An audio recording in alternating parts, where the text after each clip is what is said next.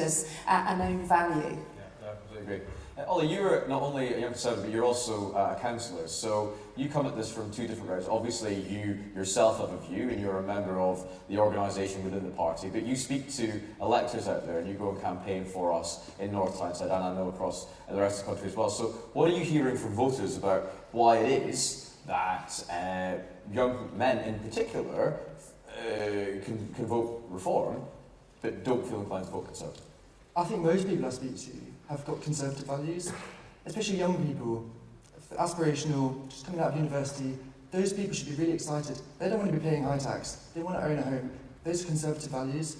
And we look at people who did really well in these fields. Margaret Thatcher knew that we had to appeal to both older people and younger people. She had radical house building, right to buy. This stuff really appealed to young people who want to get on the property ladder and become economically secure. I think really the party needs to do a better job. We've done great for people in school, but they cannot vote. And as soon as they leave school, Labour are giving them a better offer, and we have to change that. When people leave, we need to be saying, we're the party of low tax, the party of home ownership. That's what people want when they leave. And at the moment, I think we need to have a better offer when it comes to that. We've been using house building as a wedge issue. I just don't think it's sustainable, and probably has led into the problem with the rising age of a Conservative voter, which is completely unsustainable. Most people I speak to are Conservatives, but we're just not doing a good enough job of getting that message across that they need to come out and vote for us. Why is it, going back to the point about coming out, I think you have to come out as a Conservative. It was slightly, a little bit what was alluded to there. Actually, as a young person, anybody under 30, it almost has to be a slightly whispered thing, doesn't it? I'm a Conservative. Oh, but you're really nice. Well, of course we are. We're Conservatives. Why is there a perception that it's a difficult thing to admit as a young person or to join the party? How can we fix that? Because that's one step back that we need to take to get more people coming through the door, to turn that older voter challenge around. Yeah, I obviously am from Scotland, and obviously we had a little referendum 10 years ago. Apologies for anybody I'm about to make feel old, but I was 12 when it happened. Thanks. That's what you get for calling me Molly.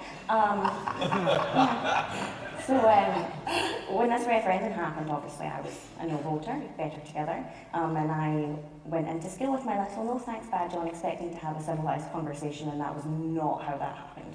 It was a very, very horrible time. But you felt comfortable enough to go into that election and have a view at 12? I did, and then all of the kind of just abuse and whatnot that I got from teachers, people that saw my badge in the street, other students, I went back in the Tory closet because I just didn't feel comfortable talking about the fact I was Conservative, especially because I'm from the area that predominantly voted yes. And so there was just so much hostility and bitterness after the result that it wasn't a celebration. It was kind of a turning point where a lot of unionists didn't feel comfortable. The point on transitions for young people, so leaving school, leaving college, those transition points where we should be connecting with young people and offering that hope, that social mobility, that aspiration.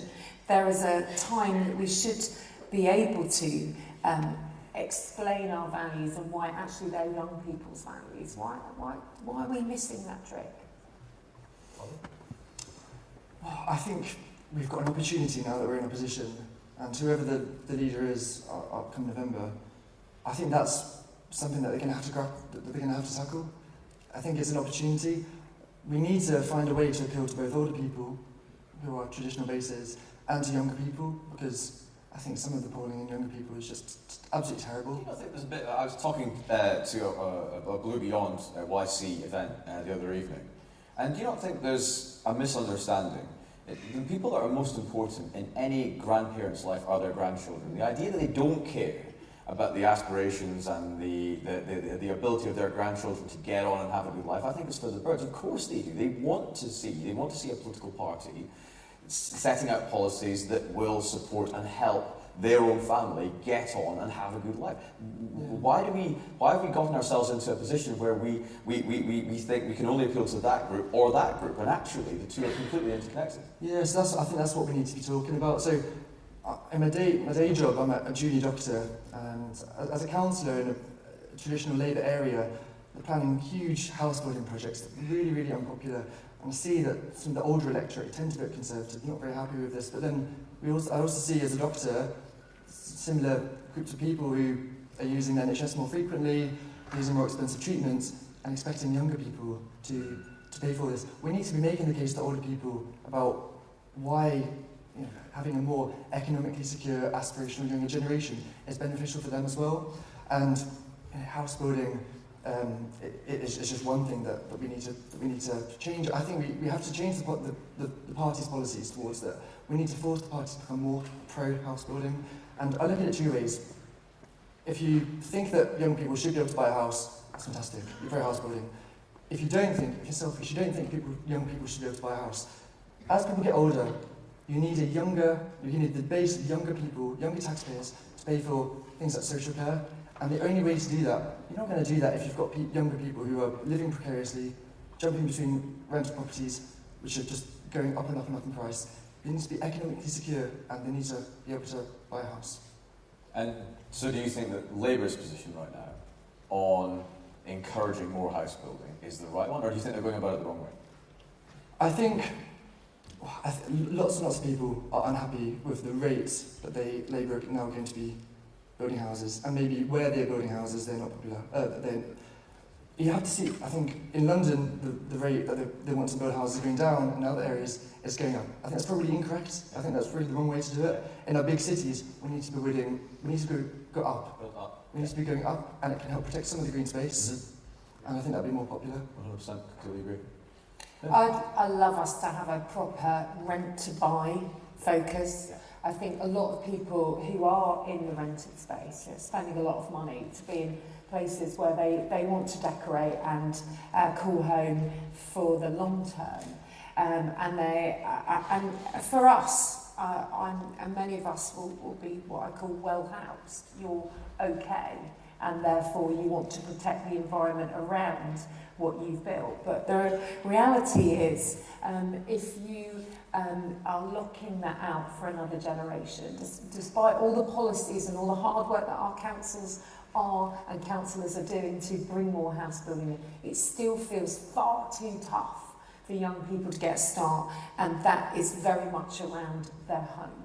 And so if we can use this time in opposition rightly to challenge the new government with its completely wrong-headed housing approach in terms of the density and the big city approaches, areas like Brighton getting let off, the threat of new towns in some of our most housing constrained areas, such as mine. One of the reasons many of our constituencies have changed is because we've built houses, but it hasn't been for the young people who perhaps need them. Many people buying some of the new homes in my area where people are getting a 4 or 5 bed house and having 2 home offices. It's not for the growing families that that's anticipated for. So if we're going to bring Conservatives for the future to our party, the offer on home ownership and the fact that it feels too tough has to be tackled, and listening to young people, working with local councils, working with the needs of the community is the answer. The top-down Prescott approach I don't think is going to change, and I think young people will feel disappointed. Is it just house building? So this is the go-to solution. Every time we have this conversation, every year I come to the Conservative Party conference, and certainly when I was Vice Chair for Youth, the conversation around how do we recapture younger voters. And by the way, we're specifically talking here today about young generation, young Conservatives, but actually the average age at which you start voting Conservative now is in and around 60. So actually we've got work to do to capture all age groups. They're young Conservatives, very young because they're young at heart. Absolutely. But is it just house building, or is there something else that we could be doing? Is there other things that we're not talking about? Or is it the way that we're talking about these issues the reason that we're not capturing these votes? Because as I said, if you were a young white man under the age of 25, you were more likely to vote for the Reform Party this time around. You were more man or woman under the age of 25, you were more likely to vote for the Liberal Democrats, the Green Party, and Labour. What is it about the Conservative Party that we need to do other than house building? We all agree we've got to get our message right on that. Have a stake in society, capital. what else can we be doing that really does talk to those people who just will not vote Conservative? You know, obviously I can speak for Scotland, but education, our education system has, the state that the SNP have left it in is shocking.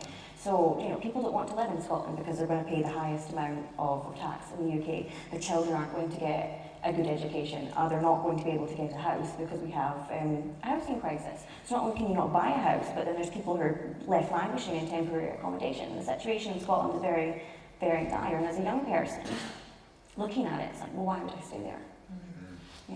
You know, we have so many issues in Scotland. Obviously, the rights and protections of women and young girls is especially concerning. You know, we should be leading on that issue. We are leading on that issue, but I think a lot of the issue comes from is that we let the left control the narrative. And so while we have all these really good ideas and we are standing up for the things that people, especially young people, are interested in, it's the whole, you know, social media phenomenon, because we haven't utilised media, I think, effectively as the other parties have. We were talking about this in some of the youth panels that Andrew and I have been on, and one of the challenges that I had as a minister with responsibility for youth policy and various other policies in our previous government was we couldn't go on TikTok. Reform are all over TikTok, as you know, in the election, but actually due to various ownership challenges, and this will be what the new government find is actually you're very limited on your messages as a government. In opposition, as disruptors, other influencers or people such as Reform, they can and they were going to places that were easier for young people to get their content, and that is where we need to be both listening and being found as conservatives. I think it's really vital.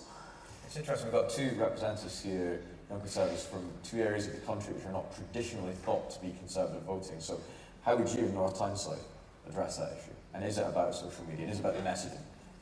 Well, I think that now we're in opposition, I think we can look at this and be quite excited about what we've got on offer, now that we can, as you say, just do more on social media.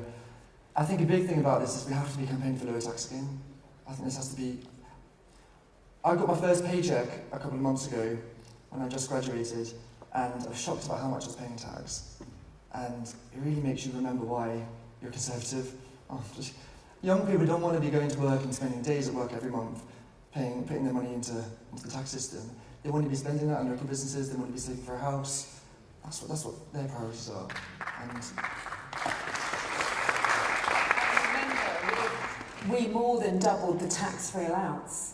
So actually a lot of people have seen, you know, their lives improving, but they hadn't realised the base under Labour that it came from. Remember, under Gordon Brown, he had the 10p tax rate. That was for everybody who's working.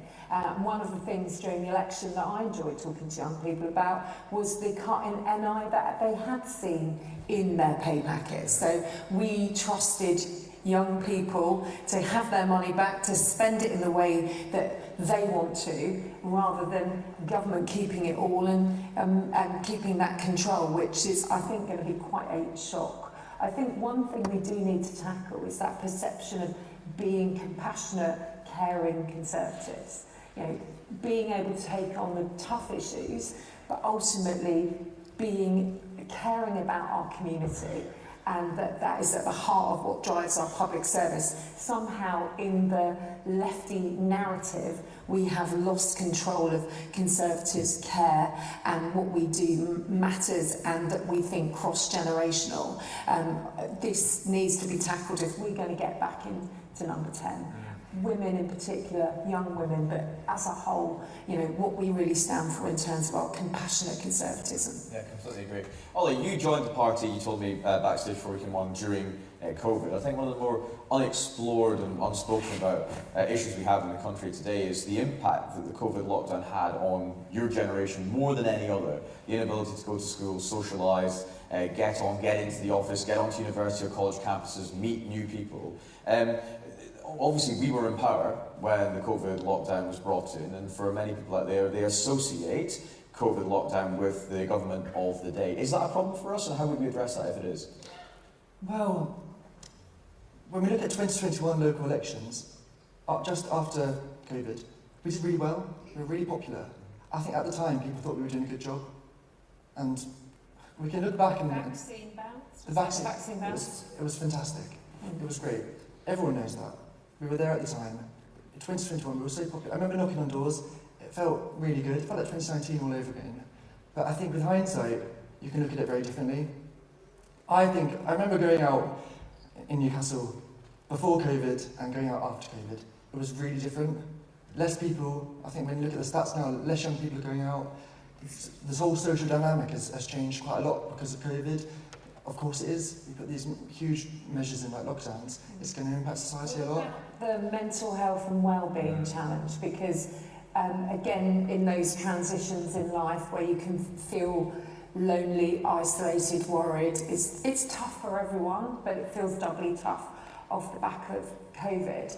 But there's a lot of people staying at home, feeling worried about their next steps and perhaps falling into a mental health challenge, but people not talking about the breadth of mental health and well-being. So perhaps there's some self-diagnosis and some other things that perhaps might be holding young people back because of the impact of COVID. It was a really scary time to add to those challenging times. As a junior doctor, are you seeing some of this in your day-to-day work? Yeah, I think we were definitely getting on the right track at the end of the government about putting mental health at the forefront and treating it equally as we do with physical health. I think that was definitely the right decision. We were making inroads.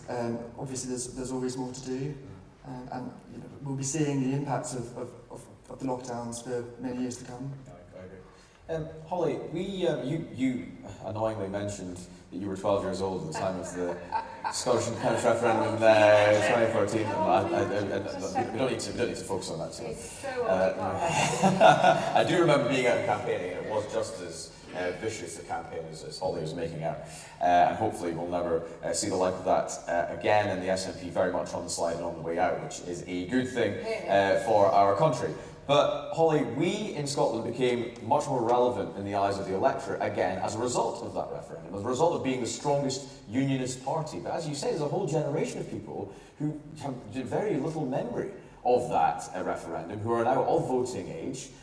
How do we connect with them in Scotland, aside from being the party that people know are going to stand up for the United Kingdom, but that is history now, and we need to offer them something new? Yeah, I think as a party we have kind of put ourselves into like one issue. We are the party who is against independence, but includes in the name. And I don't think we have made the effort to tell people that we have other policies.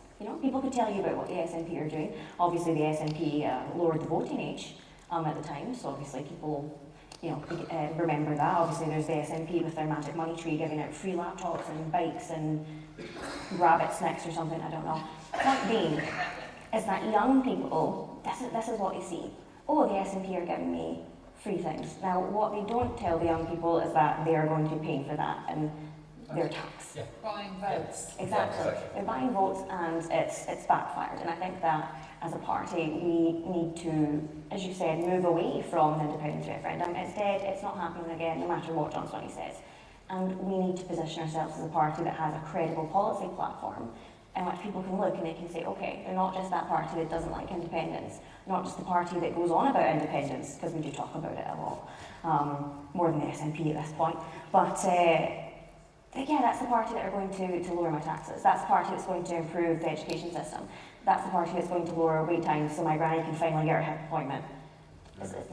So where's the social or self-responsibility in this? So is the party going to do it, or is it about you and what you can do? So our party's all about where your talents and ability can take you. And we are the party of social ability, but I think we've lost that narrative too, because again, perhaps other people have said, we can give you the future, rather than we are the party that will empower you to find your future. No, definitely. I'm from probably one of the least conservative areas in Scotland, but I'm sitting on the stage right now. The party has been a great experience. I've got to do so many things that I wouldn't have.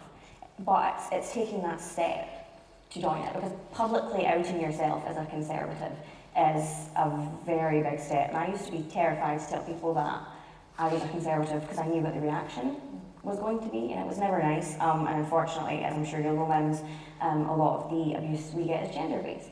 Yes. And it's not nice, and it really does impact you a lot. And so it's tough. But I think that if we're going to encourage people to be conservatives and to go out onto the doors and to campaign for us, we need to improve our party offering. You know, a party should be a second family. It should be a social life.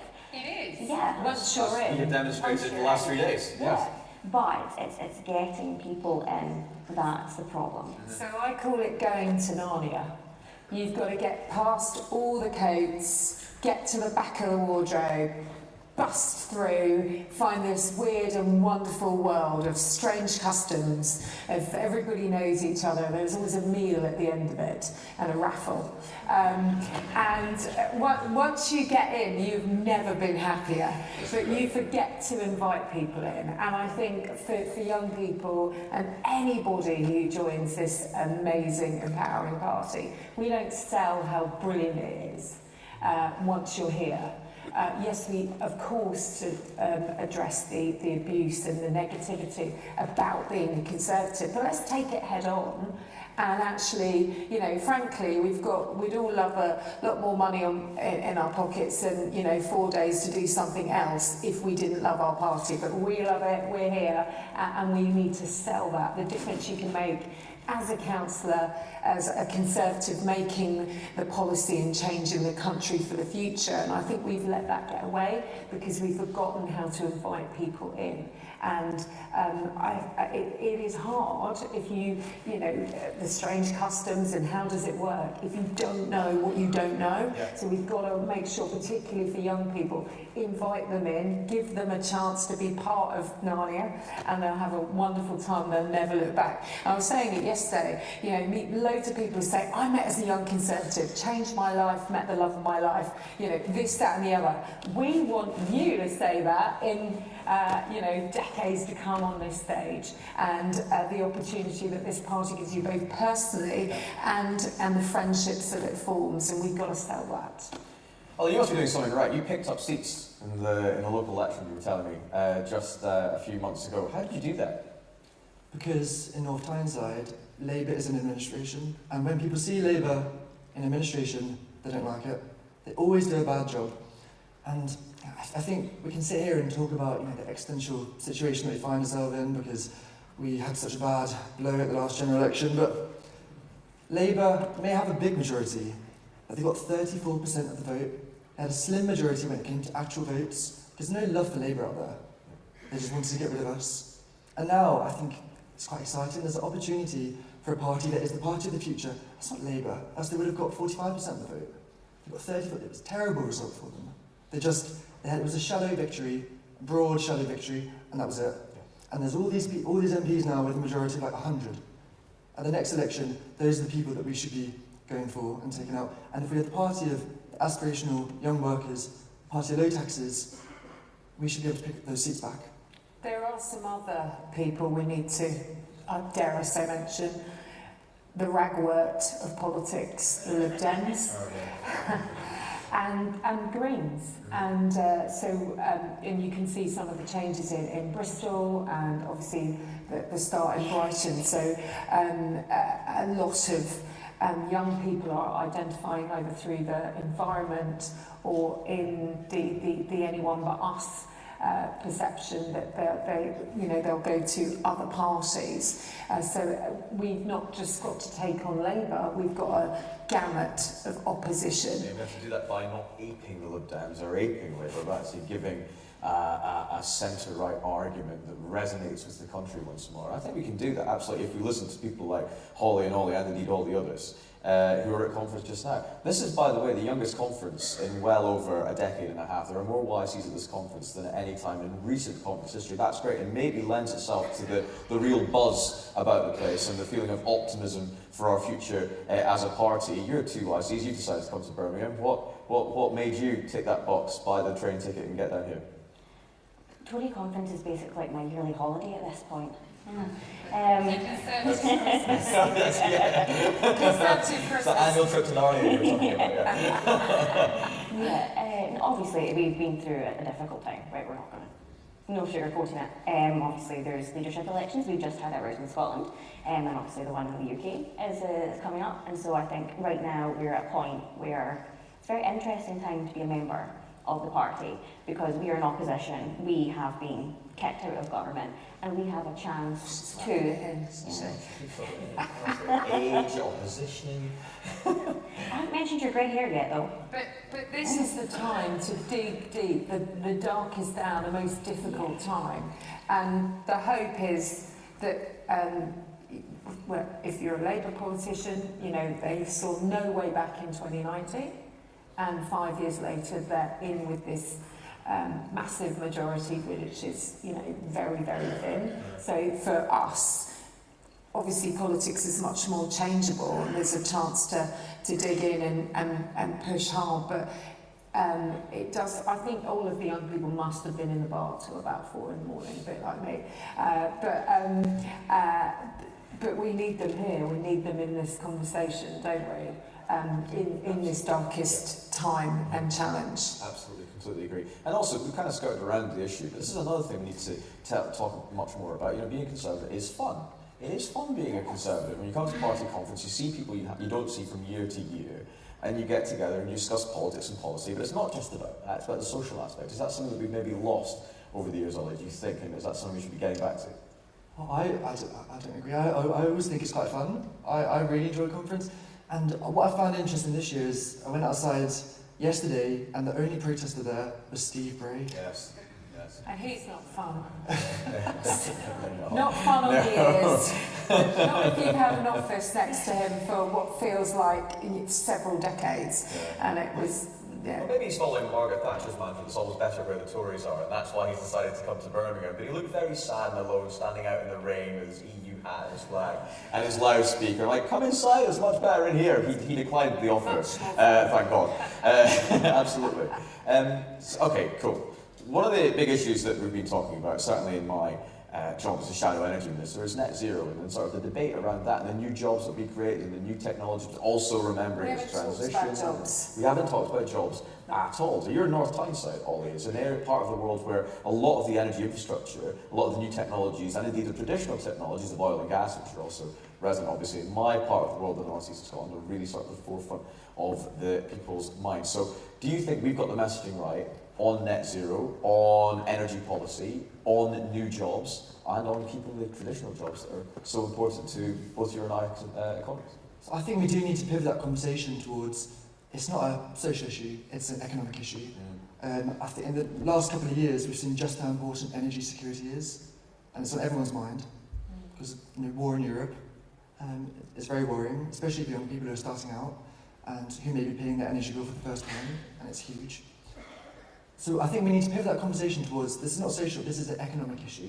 This is jobs, this is lower fuel prices, and how we do that, that's a question for the next leader of the Conservatives. This is a huge issue that I think it's going to have to play one of the biggest aspects of their campaign. Holly, energy is obviously really important to the political debate in the Scottish context, given the importance to the Scottish economy of the oil and gas sector, the transition to renewables, the end of licences for the North Sea, the extension of the energy profits levy, all of that sort of dominated to a certain degree the debate around the general election in Scotland, and actually is one reason I believe that the Labour Party do not have a mainland MP north of Stirling because of the impact that their policies will have on that sector. So do you think that we are getting the messaging right and talking to people, explaining what exactly net zero will mean, transition will mean, and how do you think we can combat the Labour Party on this? So in the North East, I think we've got it right. They understand what the issue is. They understand how dangerous it will be if local economies crash because the oil and gas industry has been killed by the Labour Party. I'm from the central belt of Scotland. We don't really have energy kind of infrastructure there. And so I don't think people from that area of Scotland actually understand the true catastrophe. It would be if Labour go ahead and go cold turkey on oil and gas licenses, because once again you see all these protesters, protesting Rosebank and whatnot, and it does seem like, certainly a lot of our generation are really against it, but I just don't think they understand what it is, especially when you're coming from an area that isn't reliant on oil and gas like you are up north. Let's talk about Port Talbot. I mean, there'll be people today whose lives, their families of generations before have been fundamentally changed, and this is under a Labour government. This has been allowed to happen. On top of that, the insecurity in the nuclear sector.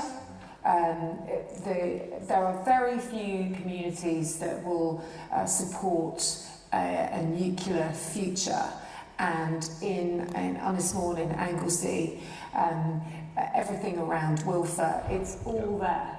And a community that wants and is bought into that way of reducing emissions, and they're languishing. So, this is a real danger for many communities, and they are Labour run now. A lot of people who will be in those jobs, young people especially, probably left school, got an apprenticeship, maybe went to college, didn't go to university, but a lot of the conversation about how we engage with young people is focused around young conservative associations on university campuses. So how do we break through that and start speaking to those millions of people who leave school every year, get into the workplace, work hard to get on, get an apprenticeship? How do we speak to them? Because they are inherently conservatives, Ollie. Well, I think what we did quite well in the last government was prioritising apprenticeships. I think we should be doing more work to get, I think would be a great idea, to have Russell Group universities delivering more degree apprenticeships, add a bit of prestige to them. I think that'd be really good. I think also something that's not spoken about very much is lattice careers. So we do loads of upskilling. There's loads of opportunities to upskill, but some people are side skilling now. So in my field of work, there are doctors who become lawyers later in life, or there's new industries, so accountants who are going into the new industries like AI and stuff. And as the world changes so fast because of the internet, social media and all sorts, I think we should be putting more priority on side skilling, allowing people to get opportunities in other careers and get skilled in other sectors that will help them to access different jobs. I think a lot of young people have got that on their mind as well. The field of work is changing so quickly. I think that we have to be ready and adaptable for that. Yeah, it's a life of jobs now, Really and equipping young people, anybody in the labour market, for a life of jobs is really important. I think we do talk about careers. What's your future? What are you going to do now? You've got to magically get there. None of us are the finished article. We're all working on it. But I'm definitely going to help you be the finished article. But I think the point is that we sell this thing to young people that you've got to make a decision, do your exams, and that's your set path. That's not conservative. We need a pragmatic approach. It's not realistic in 2024. Exactly. There's so few people will stay in a career for their entire life anymore, or in the one profession. So you're absolutely right. We need to be much more realistic about that. Holly, have you got anything to say on that? As I'm watching the clock tick down, so we're going to get pulled off the stage. No pressure then. Yeah. Final words. Let's nail it at the end. What do we need to know on work? We need to kick the SNP out. We need to kick Labour out. Tackle reform. And stop telling young people that they don't have the life experience to be involved in politics, because I think if this conversation has shown anything, it's that young people might not have a mortgage and they might not have 50 years in the same career, but the experiences that we've had, good and bad, versus growing up in under a Labour government, the pandemic and whatnot, we have different experience, which makes us an asset to the party, which is why we should be embraced and welcomed. Yeah, we need way more of you in that audience. Are they great? Look, thank you very much. Thank you, Ollie and Holly, for joining us on the stage today. Molly couldn't make it. Molly couldn't make it. She's on next. I really appreciate you taking the time. I think it is an important debate. It has been great to see so many young people at this conference and see the real breadth of debate that's being held in the Youth Zone, by Blue Beyond, and by all the other organisations that are engaging. But we as a party need to, I think, as Holly has said, bring young people into the heart of the Conservative Party again, so we can really shape what we're doing, shape our policy, shape our direction, shape our narrative as we move into the next election in a few years' time and capture back some of those people who just would not vote for And us some of those this year. elections are coming up. And some of those, yeah. You know, we've got, you know, the fight is already on, and those county elections will be key. Council elections next year, 2026, these involved elections in Wales and Scotland, and before you know it, we'll be back at the general election in 4 or 5 years' time. So we've got to get on this and do it quick. So thank you very much, everybody, for your time, and please thank our panel once again.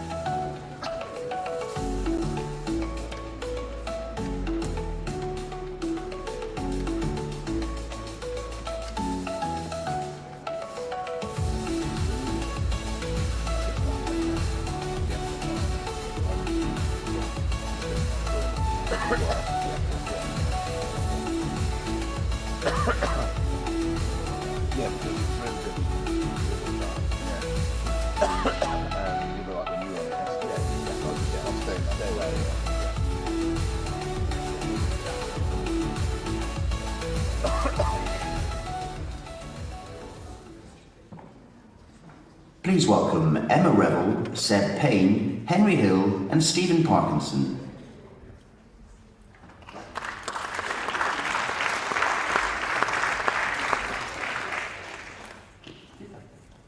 Well, good morning, conference. It's good to be with you. I'm Stephen Parkinson. Until the election this year, I was the Minister for Arts, Heritage and Libraries, but I began my career in the Conservative Research Department, the party's internal think tank in many ways, and as Director of Research at the Centre for Policy Studies. So it's wonderful to be with you this morning for this session giving the think tank view, an important part of waging and winning the battle of ideas as we review and rebuild at this conference. And I'm delighted to be joined by Emma Revel, who's the External Affairs Director at the Centre for Policy Studies, there'll be no bias here, and Seb Payne, who's the Director of Onward and was previously the Whitehall Editor at the Financial Times. Unfortunately, Henry Hill, the Deputy Editor of Conservative Home, is having such a busy conference, he's not able to join us, but I'm delighted that Emma and Seb are here to give us their thoughts. Now, Emma, the CPS is celebrating its 50th birthday this year. It was set up by Margaret Thatcher and Keith Joseph in 1974 when the party found itself in opposition and was needing to rethink and come up with new ideas. Tell us a bit about how you've been celebrating that anniversary this year, but also how you've managed to keep true to the traditions of the CPS while also coming up with ideas for a new era and solving new problems. Well, you're right, it has been a combination of celebrating the 50 years of achievement that the CPS has had, and as you say, you know, Margaret Thatcher was thinking about the ways in which we needed to address the issues facing the country. And it wasn't clear in 1974 what Thatcherism would become, or what Thatcher herself would become. But she understood that there were problems facing the country that needed to be thought about in an interconnected way. And she set up with Keith Joseph and others the Centre for Policy Studies to do that. So in some regards, actually, our 50th anniversary couldn't be more timely, because this is exactly what we were founded to do. The Conservative Party has found itself not necessarily as focused on policy over the last few years as many people think it should be, and faced with a historic election defeat and a mountain to climb to get back into government. So we are celebrating the many successes that we've had over the last 50 years, but also looking at how you can apply Thatcherite ideas to today's problems, but also modern solutions. I think it's important to respect the enormous role that Margaret Thatcher played in the CPS and the Conservative Party, but also acknowledge that we are not in 1974 anymore. You know, Thatcher ceased being Prime Minister before I was born, and you know, she has not been with us for over a decade now. So we need to apply her values, her way of thinking, the way that the CPS initially looked at the way that policy problems in this country are interconnected. You can't look at housing or immigration or the NHS in isolation. These things have enormous overlap and they each affect each other. We need to take that approach and apply it to today in a way that she would understand and recognise, but also acknowledge, you know, is facing 2024's problems. So learning from the past without being shackled by it. Yeah. And Seb, comparatively, Onward is the new kid on the block. You were set up in 2018. Tell us, why did you feel there was a need for another new think tank on the centre-right, particularly at that moment, and how did you go about setting yourselves up and distinguishing yourself on the centre-right firmament? So I think we all remember the 2017 election, which was a little bit closer to call than many Conservatives would have liked, and at that point it felt as if a lot of the fresh intellectual energy and organising capacity was coming from the left. That you had obviously Jeremy Corbyn surging, that kind of big momentum behind him, even though obviously Labour did not win that election. But I think it was felt on the centre-right at that point that it was an need for an injection of something new, to do something different. So Onward was founded by some great figures from the Conservative thinking movement, so Lord Daniel Finkelstein, Neil O'Brien, the MP for Margaret Harbour, Nick Faith, who was formerly a senior person at Policy Exchange, and Will Tanner, who was our founding director and went on to work in Downing Street and many other roles as well. And Onward was created to champion a particular kind of conservatism, that we were looking for one that had broad mass appeal across the country, both across income, across geography, across age, and reflecting on what sort of Emma said, we were trying to take a sort of a clean break in some senses with the past. In the post-Brexit world, that a lot of the ideals that were being pursued were not necessarily ones that were going to win elections within the future. And so, in a way, you know, we were vindicated when it came to the 2019 election, because the kind of ideas and conservatism that gave the party its biggest majority since 1987 were based on what Onward had championed, which was to try and expand the Conservatives voting coalition to focus on younger people, to focus on areas like what we now call levelling up and on science and tech, and to push boundaries and to try and challenge the party. And we've done that ever since we existed. We celebrated our 5th birthday last year, and we are in an interesting position because the CPS was founded when you were in opposition. Onward was founded while the party was in government. We are now adapting to opposition for the first time, and it's going to be different. That, you know, we are a relatively small institution. We've got our marquee conference, and please do drop by for the events we've still got for the rest of today. And it's been great to see all those events packed. That we've had full rooms for all of them. So there's clearly a big interest within the party about what those ideas need to be. The question, I think, for all think tanks is, in an era when we don't have the purchasers of the government, you've not got a ready stream of ministers like yourself, Stephen, and special advisors and fewer MPs, how we get currency and traction for those ideas. And I guess we are, 3 months into the next 4 to 5 years in a sense.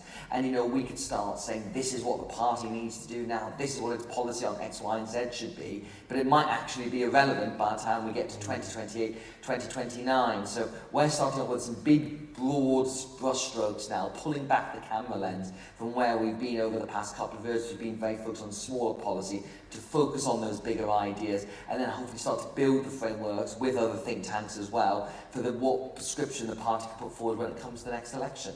Let's tease that out a bit, because as you say, policy making in opposition is different to policy making in government. It can be difficult in government to come up with new ideas, and we've talked through how we did that, particularly in the run-up to the 2019 election. But of course, we find ourselves now making policy in opposition for the first time in a decade and a half. I've been struck by how quite a lot of the contenders, and indeed lots of other people who are taking part in the debate that we're having in the party, are saying that now is not the time to be setting out really detailed and specific policies for the next general election. That might yet be 5 years away. Are we in more of a diagnosis phase at the moment before we move into the prescription and actually setting out the things that might form the party's manifesto as we go into the next general election? Emily, do you want to go first? Well, I think you can completely understand why you might not want to get into the specifics of policy. You know, there's no point in committing to cutting a specific tax rate by a certain percentage, because that might not be the rate when we come to the next election. But I don't think it's ever too early to talk about policy, and I think it is a little bit dangerous to suggest that that's something that you could park for the next sort of 18 or 24 months. One, because we've gone back to having unpredictable election schedules. We're all assuming it's 2028, 2029. That's not actually a given, so it's a big gamble to make. But secondly, I think, Seb, you mentioned the 2017 election. I think what that showed in many regards is you can't drop a big reforming radical policy on the country out of nowhere. And, Theresa May did that on health, social care and older persons care. And, you can think whatever you like about the specifics and merits of that individual policy, but springing things out of nowhere doesn't work. The country sort of goes into shock, especially if it's on something like healthcare, which is such a contentious issue, but also so important to address. The way that you introduce radical reform is slowly and over time, so that by the time you get to an election and it's in a manifesto and it's being talked about on stump speeches, it doesn't feel like a radical policy anymore. It feels familiar to the public, and they say, oh no, yeah, we've heard that sounds familiar. Over the last few years we've been introduced to this idea.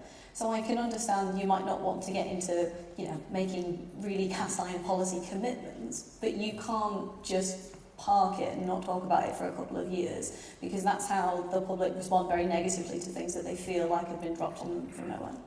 Should we be paving the way, using this time wisely, or should we take our time to diagnose what's gone wrong before we come up with the ideas? Well, over the last 6 months, Onward has been getting ready and then into the election campaign with our Breaking Blue project, which was published on Sunday, which was picked up in many newspapers, and we had a launch event at conference for it. And what we were trying to do with that project was fully understand what's happened, because I think everyone will have their own diagnosis on what happened on July the 4th, but what we're trying to say is there's much deeper trends, as well as some of the more specific things that we saw. So, for example, the way that we looked at the Conservatives voting coalition as like an onion, in a way. So there's many layers of it built up over time from 2005 onwards. And then when it came to the election this year, I don't know if onions collapsed, but was chopped up into small bits very quickly, and all those layers were peeled back. And we wanted to understand how that happened, how the electorate has changed. And what we're trying to say is that the Conservative Party should not, we should not just think we're going to bounce back in 5 years or 4 years or whenever it is time. That should not be a given,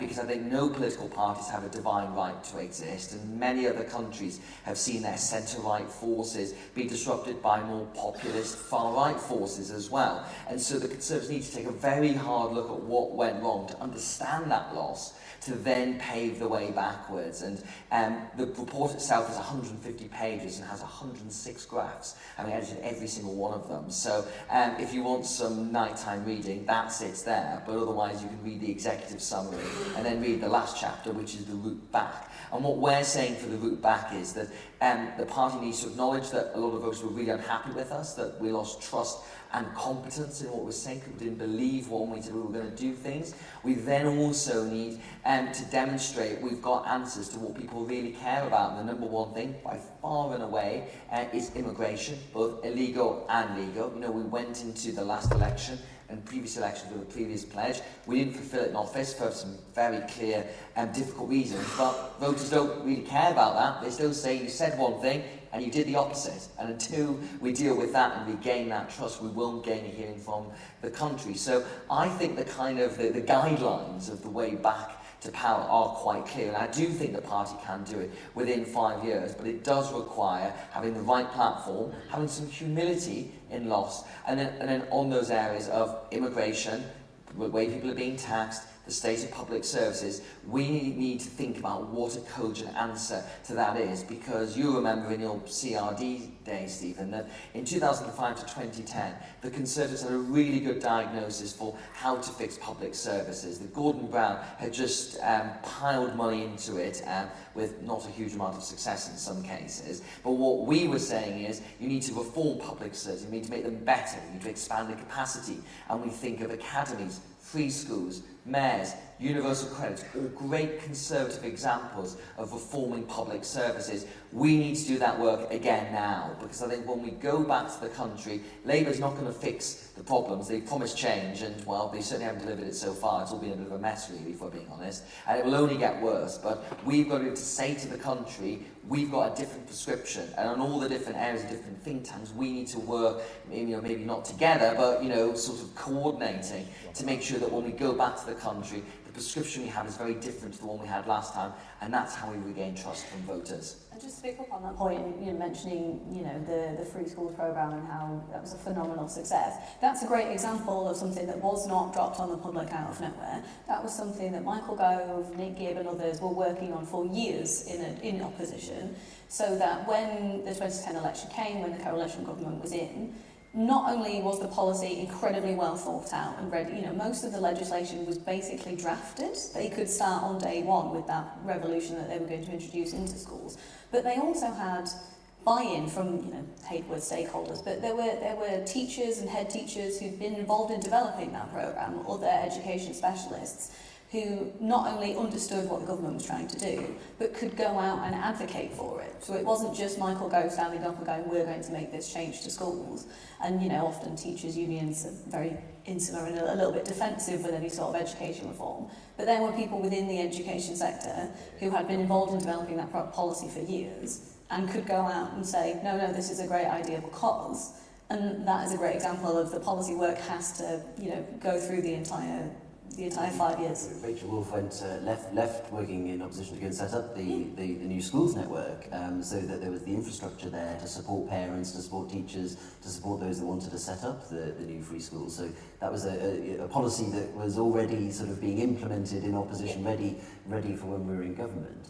But does that sort of underline how we need to have allies and outriders? We need to, the left have got obviously the trade unions, lots of NGOs, all those experts that you see talking on the television that turn out to be Labour candidates. How can we use our allies, people that may not be card-carrying Conservatives, but who share our instincts, who are concerned about the same things that the government is doing, to build that alliance even while we're in opposition, so that we're ready to solve the problems that we face now? Yeah, I think it's important that policy is developed in that way. It's not just developed in think tanks. We're not sat in our offices in isolation, not talking to anyone. That's not how the party develops policy either. The Conservative Policy Forum is very healthy and active and involves members in the development of policy. But we also need to bring in practitioners who are working in the sectors that we want to reform, or working in the policy areas that we want to address, because they're the people who really understand what the impacts of the regulation or the changes will be.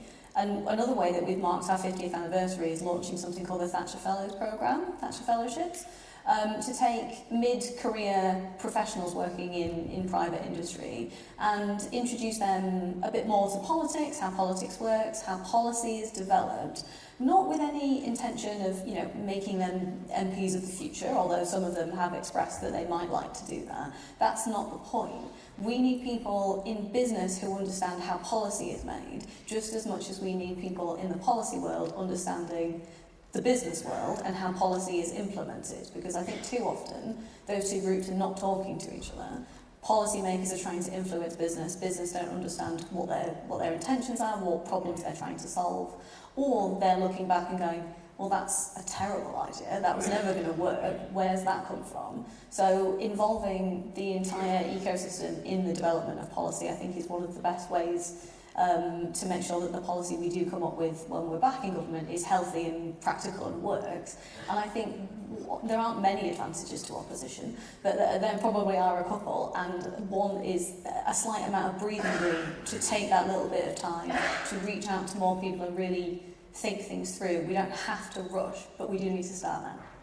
And I think we are going to have to box clever in a way that we haven't for quite a long time, because when you're in government, when you've got think tanks and organisations producing policy, there's a natural media interest because it could be adopted by ministers one day or ministers in the future. Whereas now, if we're being all honest, if we do papers now, it's going to be quite a long time before they could get adopted. So trying to get traction and get currency is really difficult. And I think if you go back to the early days of the CPS in that kind of 1975 to 1979 period, creating that big kind of analysis of what's gone wrong and then trying to find people who are willing to promote and debate and engage with it, that's kind of the way forward. And when you talk about the network, Stephen, around it, I mean, first of all, the natural allies that Conservatives always have are businesses. And I think that from the businesses I've spoken to at this conference, a lot of them are very nervous about what's coming on the budget on October the 30th, and also the instincts of the new Labour government, because the fact that a lot of them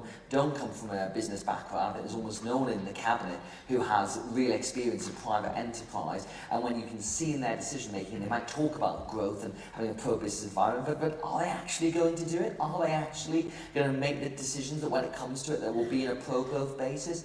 I don't really see it so far, and I think the budget might confirm that. So I think as the government becomes more sort of sceptical, anti-business, particularly when it comes to regulation, that's a natural opportunity for us to get stuck in, to work with those allies to create policies off the back of that. The other thing as well, I'd say, is that, you know, Onward, when we started as our Onward Under 35s network, and they're not necessarily all card-carrying Conservative members, but they're all people who are interested in centre-right ideas. A lot of them work in professional services, and we often get hundreds of people who come to our events and to hear from senior politicians. I think all of the leadership contenders actually have done Onward Under 35 events over the past couple of years. And from there is that appetite there, and I think as a kind of party and centre-right movement, there is more to be thought about how you can get into those networks and get those people engaged in this battle of ideas, because I don't think there's anything inherently left-wing about being sort of a younger person in their 20s or 30s. It's more about, are we as the Conservatives doing the right things to appeal to them?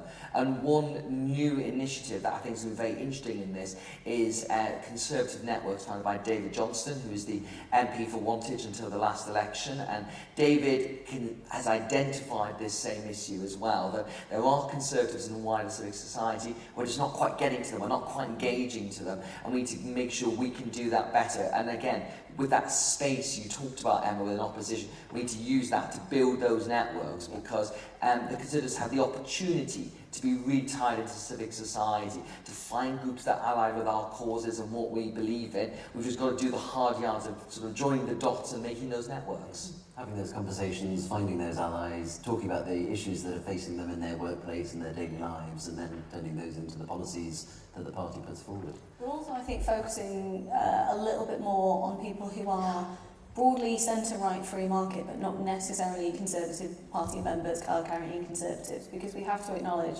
the party has a brand and reputation issue. It's important to work on fixing that, but at the same time, there are people who will share almost all of our ideas and principles, but wouldn't self-identify as a capital C Conservative. They're certainly not a party member, and I think that's where think tanks can go slightly beyond the party and straddle that divide between people who are ideologically with us but not within the party, bring them into the work that we're doing, and then, you know, you would perhaps, they're a Conservative Party voter, they may or may not become a Conservative Party member ever, but if they are ideologically aligned and talking about the things we want to talk about, they need to be part of the conversation.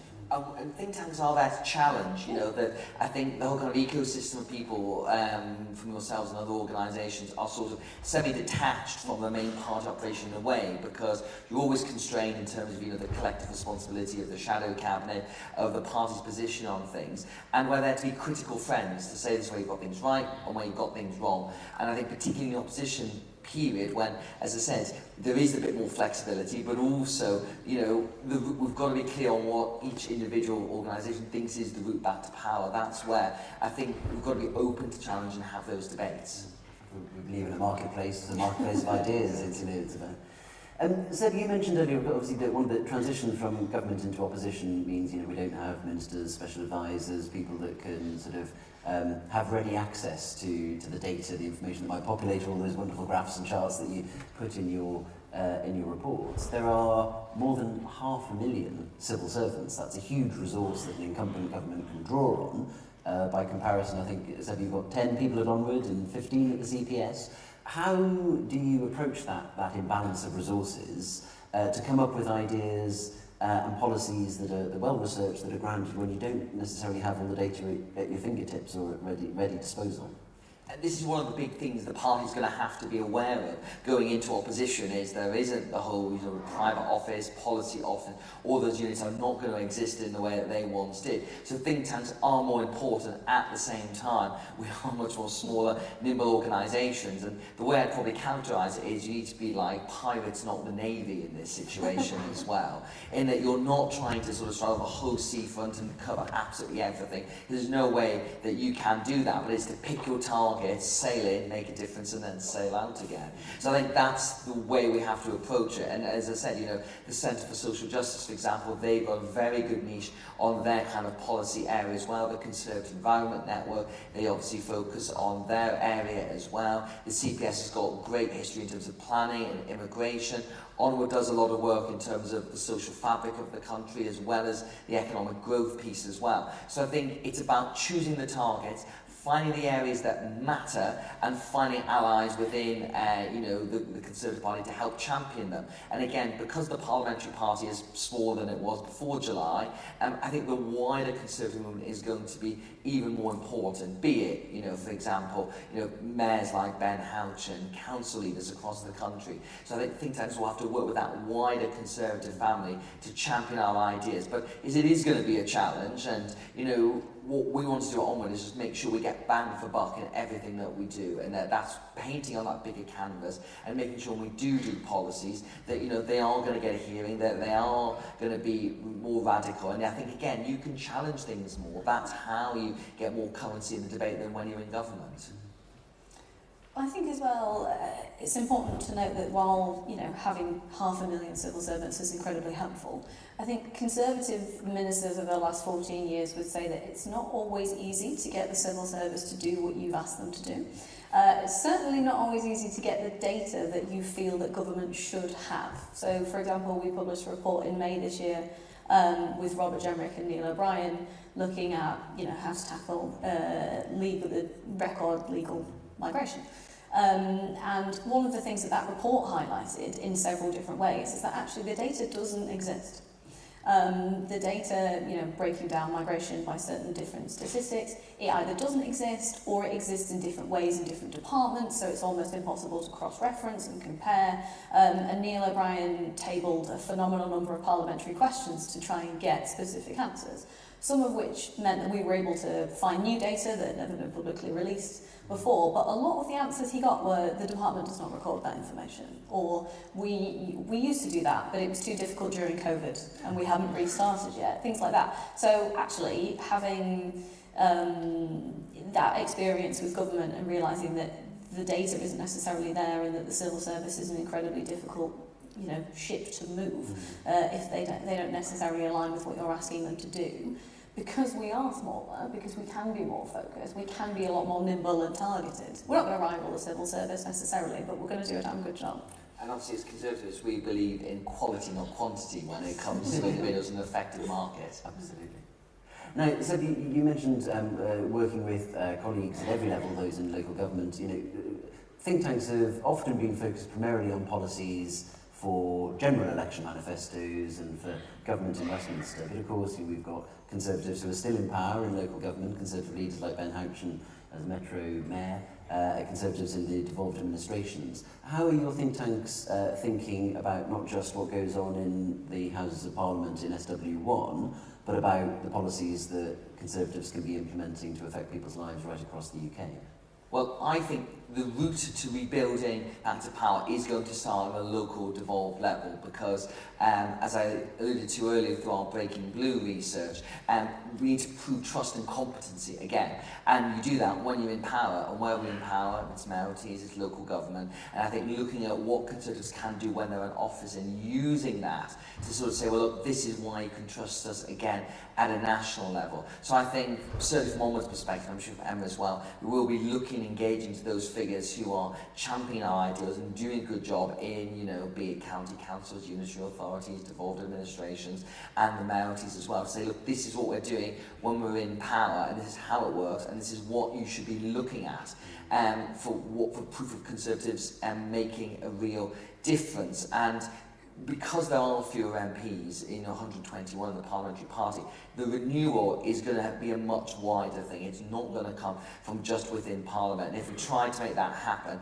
I just don't think it would work, because you need the diversity of voices, you need the diversity of experience, and people who've come more different parts of the Conservative family. So again, as I said, local council got some brilliant expertise there, a lot of it you're seeing at this conference as well. You mentioned Ben Houchen, who is now the most senior elected Conservative in the country, and he was speaking at a reception that we held last night. He was saying, you know, the fact is his experiences by taking a pro-business, pro-investment, pragmatic approach, people will reward you with that. And there's an awful lot that we should be looking to what Ben Houchen has done about how that can be replicated when you're going back to us trying to convince them again. So there's a great wealth of talent and experience. It will require a recalibration away, because naturally think tanks often exist within the SW1 physical space and are trying to influence that. And it's a new era, and now make a new approach. I don't disagree with any of that. What I will just add, though, is we do live in one of the most centralised countries in the world. So inevitably, a lot of the focus is going to be on influencing policy from Westminster. And especially when it comes to, I think, the not primary issues, but the most expansive issues facing the country. Things like the NHS, things like immigration, things like housing. You know, Labour have hit the ground running on housing, and they've shown that actually if you have a strong government who make a point on planning and say to local authorities, this is what we want you to do, we're going to hold you accountable to that. Yes, it's your decision, but we're going to drive through, you know, what we want to see from you and hold you accountable to that. So many of these big issues are driven from Westminster, so it's completely right that, you know, I think Ben Houchen got elected because he was able to differentiate himself to a certain extent from the central party in Westminster, and that's probably, you know, one of the main reasons that he's still the mayor now. So focusing on Conservative successes outside of London is critical, because they're probably going to be some of the only direct successes we see from the Conservative Party in the next few years. But that's not to underestimate the importance of fixing issues with a strong policy focus in Westminster, because that's where a lot of the decisions on the key issues are made, because we are so centralised. How important are things like this week at the party conference in sort of broadening the dialogue, making sure we're having the conversation right across the Conservative family, learning from what Conservatives are doing in local government, getting out of the bubble? You mentioned the Thatcher Network and the fellowships and the Onwards Under 35s programme to broaden the conversation. When we're not sort of all gathered here at party conference, how are you trying to sort of broaden that dialogue and keep the conversation going, not just physically in SW1? Well, I guess party conferences obviously are, well, obviously you've got spring conference as well, makes it happen 2 years as well. But I think ultimately, the good thing about think tanks is that we do lots of events. CPS do a lot, we do them, nearly all of them are open to the public. And even if you can't attend in person, you can attend virtually and watch online. So again, as it comes to those kind of key moments, you know, we'll have the budget in a couple of weeks. That'll be one where there'll be a lot of debate on the centre right about, I mean, there's not going to be much right in the budget, but it'll be quite easy to recognises what's wrong in it, and again make sure that we are adding good critiques and ideas that will generate people ideas that will help them if you're out campaigning on the doorstep, or if you're looking forward to the local elections next year to get people engaged with that too. So it does need to be a constant thing that you keep going, because I think it would be a mistake just to say, we obviously got this leadership contest now, you get the new leader in November and then it just stops. Really that is just the start of another whole process about defining where the party is at, tackling some of those issues we need to get to. And a lot of it is kind of physical stuff, the what, there's been a lot of talk about party apparatus and how it needs to change, but the why is really, really important, because I think one of the bits of feedback we got from what happened in the election is people don't feel we were necessarily clear enough on what we stood for, and that that it's maybe a natural point when you've been in power for 14 years that things just get watered down, there's natural attrition, but you're starting from afresh in a way, and I think having that clear critique of what's right and wrong with the country and what needs to be fixed, that is a conversation that has to happen with lots of people, with lots of organisations, and needs to be continuous. So I think all think tanks will try to make sure that we're part of that and we're playing that role, and when it comes to next year's party conference, the new leader will be in place for a year by that point, we'll have gone through another set of elections, we'll have even more examples of what the Labour government has done wrong, and will help direct us in an energy about where things should go in a positive way for the Conservatives. I think conference is important in bringing members together, making sure we all feel, part of a collective mission, with sort of an aligned vision and ideology behind what the Conservative Party is doing. But I think, to echo things we've already discussed on this panel, I don't think we have an exact number of how many Conservative Party members there are, but there has been a significant fall over the last, say, 20 or 30 years. The Conservative vote is several times bigger than that, and we need to talk to the public and the voters, whether that's the people who voted for Conservatives this year, whether they voted in 2019, whether they have never voted Conservative but are open to the idea, because I think we don't want to take for granted, the incredibly important members in this room, the people who will go out and do the door knocking and deliver the leaflets. That's how the party wins elections. But we need to appeal to a much broader pool than simply the people who come to conference. Conference is important for party unity, but for the development of policy, we need to be looking to the country as a whole. Well, that's been a stimulating discussion, underlining the importance of continuing to discuss, to have that dialogue, to broaden our networks, to deepen our thinking. Thank you very much to Seb and to Emma for joining us, to give the think tank view. Thank you to all of you for joining us and being with us. Please join me in thanking our panel.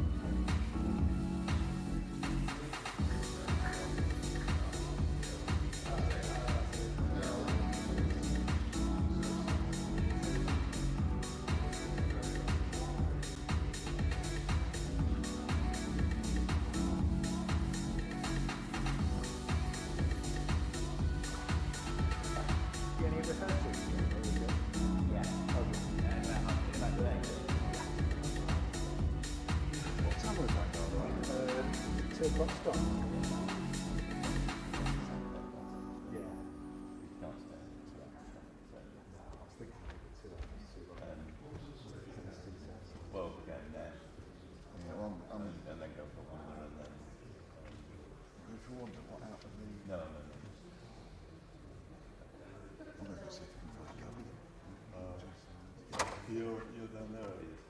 Yes, sir. So,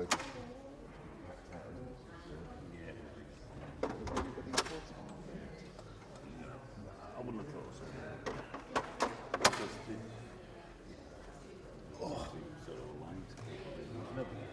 no. I mean, It's a different thing, I think they're the other two.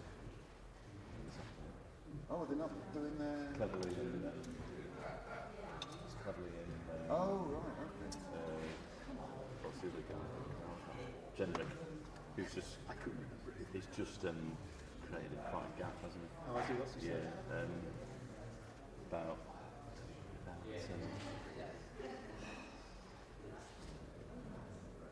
people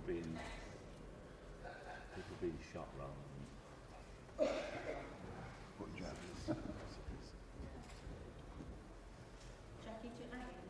like the armed forces shooting people.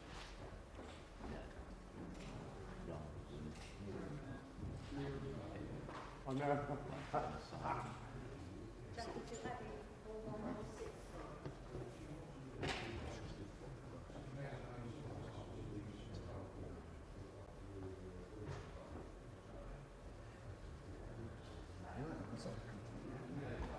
Obviously, this back here about 14.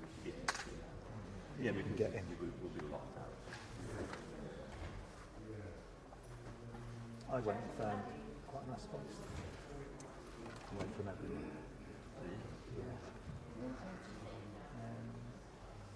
Yeah. Just keep going down and down until you get to where there isn't anybody. Just before the doors. Just sort of the back entrance out. Yeah. So that's your top one, right? That one's mine there. Yeah. Put mine. Oh. So, actually, if I put mine near my camera, then that's that. So is that top one? That's mine. Yours is the one that's on the... That's mine. Yeah. It's all right. No, I left mine there. No, that's yours. That is mine, right. In that case, I should take it down to the camera.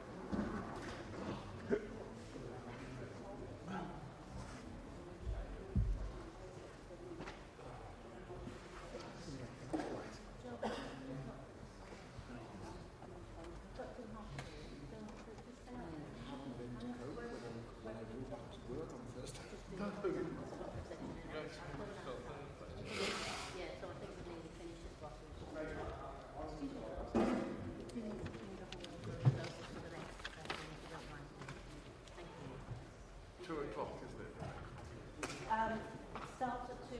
Yes, I'll be back. I would suggest you come before that. Yes, yes, I will. Yes. It was very busy yesterday. It was, yes. Yeah? I will be back early. Oh, right. Yeah. After one more thing. Okay. Thank you. Thanks very much. Yeah.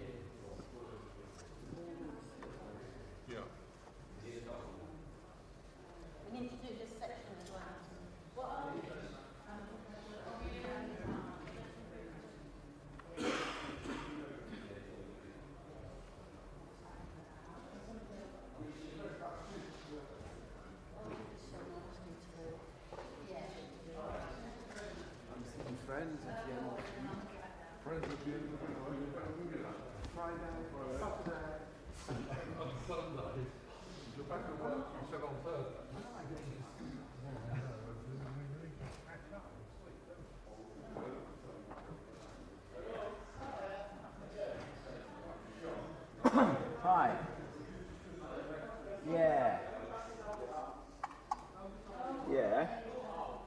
what was your conclusion?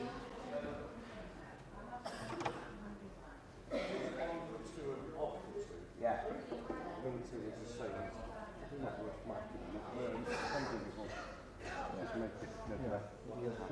Keep the mics on so it looks right, which is not crazy.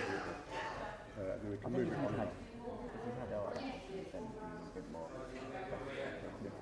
And what we'll do is, and when we go in, I'll offer them 2 microphones. Obviously, they made like Rishi last year had a platinum fuse tattoo. Yeah, he said, I said, well, there's a double microphone. I don't want to do it. Platinum fuse. So I sort of. It was horrible last year.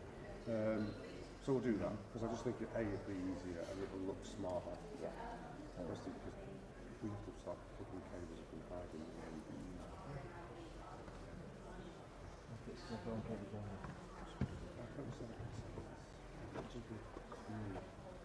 Everyone knew about electricity, wouldn't it? I just realised after this rehearsal, which slides you on. This. It was like an everything. After the rehearsal tonight, are we striking the pump now? Yeah. But I'm just thinking that all this, there's a lot of cables in there.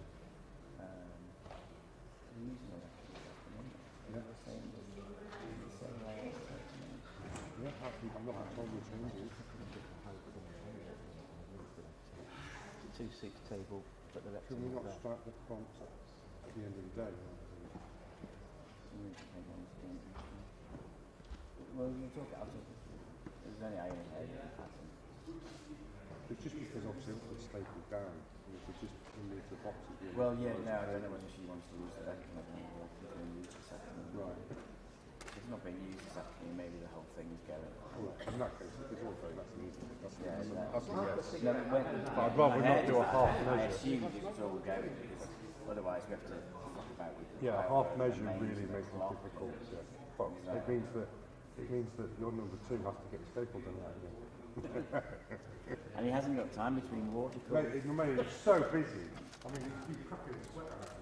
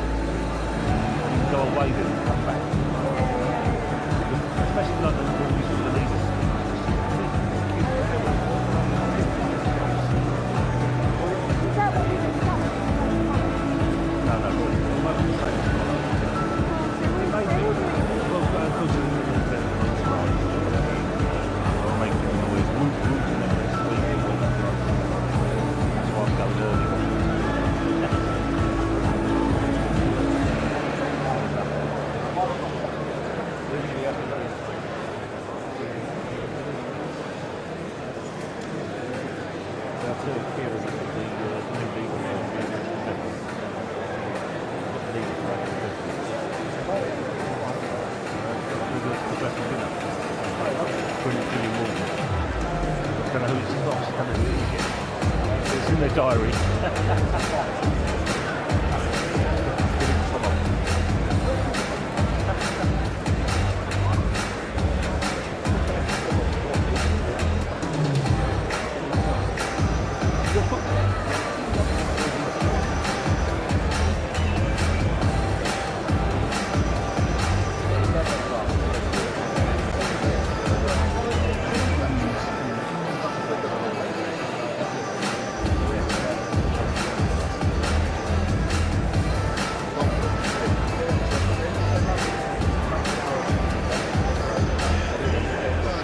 I agree. Politics needs to be young. And we just swap them over to one on and then swap them over. I'm just going to power it now, actually. Fair enough. Okay, I'll stick. That's a win my election. I think must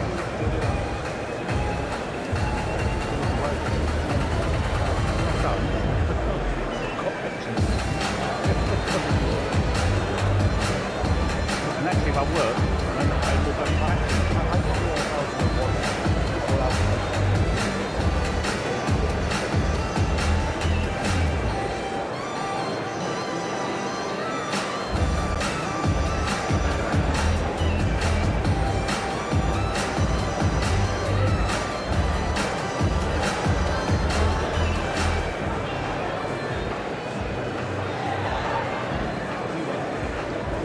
something ridiculous. No, they're not good. I mean, this is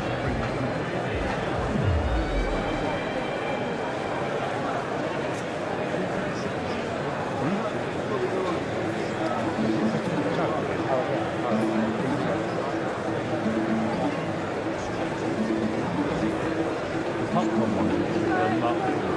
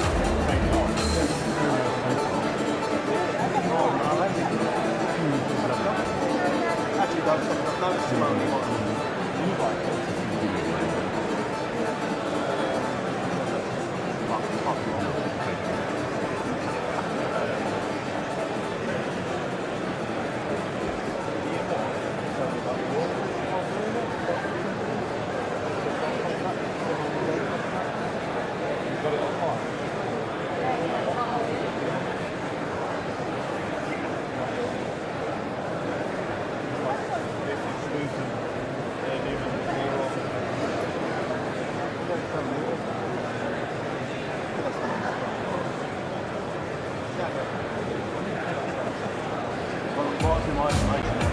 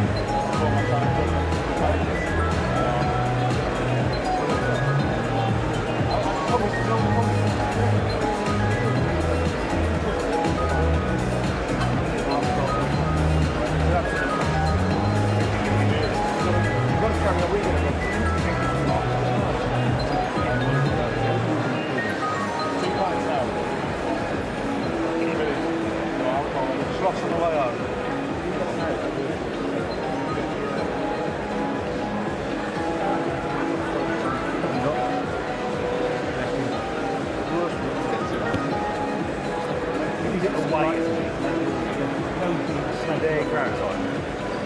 Social media is about quite popular. And when I'm not on one, I say, well, do that every time. I feel it was really bad, but my colleague, he never was doing that.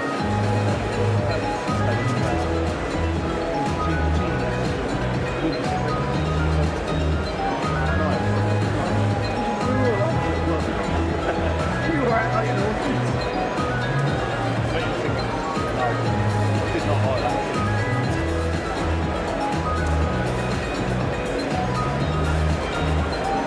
Starting, mate. Get in the world. I want to get into people that I didn't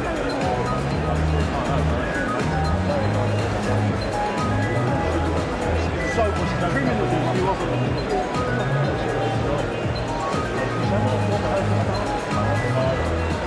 Only one person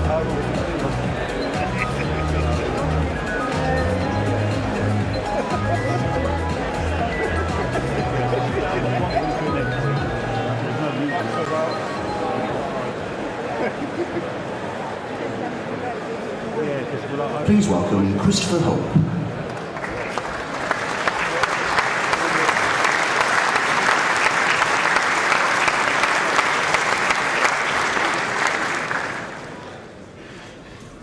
Hello everyone, great to be here. It's a second instalment of the Conservative Party's epic production with a catchy title, Meet Our Leadership Candidates. Yesterday we were grilling Tom Tugendhat and Kemi Badenoch. Today it's the turn of Robert Jenrick and James Cleverly, a sequel, if you like, of the Tory Party's version of the Hunger Games, where everyone gets killed apart from one person at the end, who is in opposition for 4 years. That's brilliant. I'm hoping this movie might be as good as the sequel to Aliens. It was a lot better than the first one. But first things first, I'm Christopher Hope, political editor of GB News. I've been a journalist all my life, most of my career at the Daily Telegraph. I've covered politics for 2 decades and presented a podcast called Chopper's Political Podcast. Here's the plan. We've got 1 hour with each candidate. For the first half an hour, I'll be asking them questions about who they are, why they want to be your leader, their backgrounds and their record in government. The second half an hour will be over to you, when I'll put to them questions which you've submitted by dropping questions into the ballot boxes outside this hall and online. I'll make sure I'm asking them tough questions, direct questions, but not gotcha questions, as I want to get answers to help you decide who your leader should be. When the final 2 are chosen next week, it's over to you. Okay, let's go. Our first guest, our first candidate is Robert Jenrick.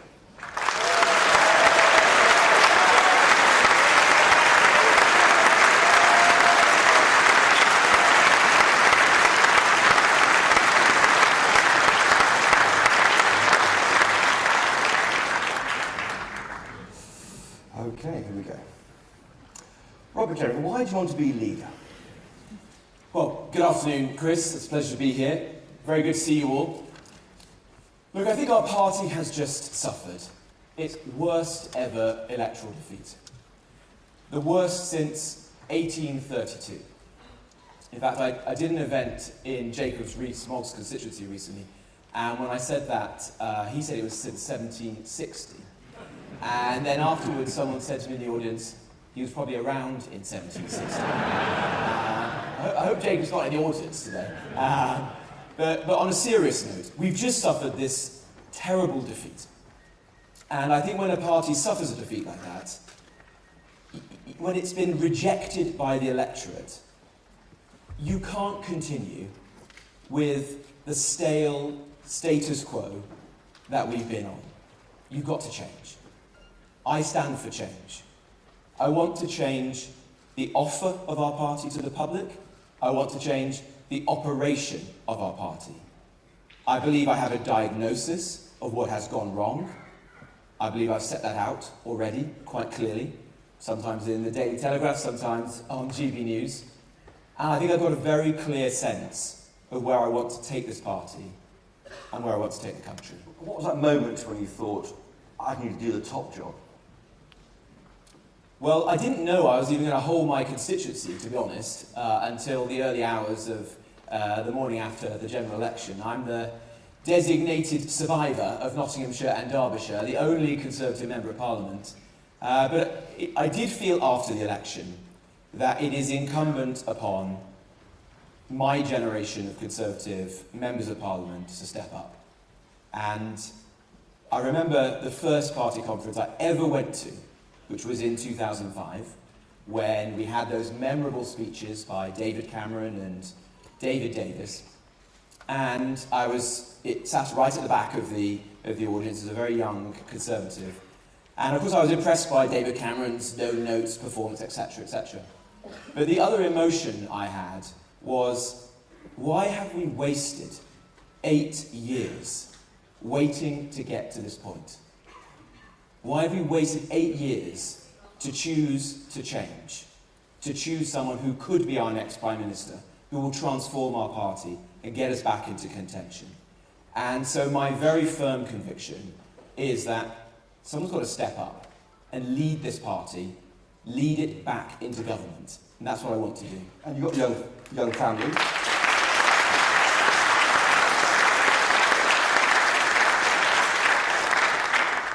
You've got a young family. Are they ready for the scrutiny you're going to get? Well, I've got 3 young girls, and they have all been reading the papers, watching the news.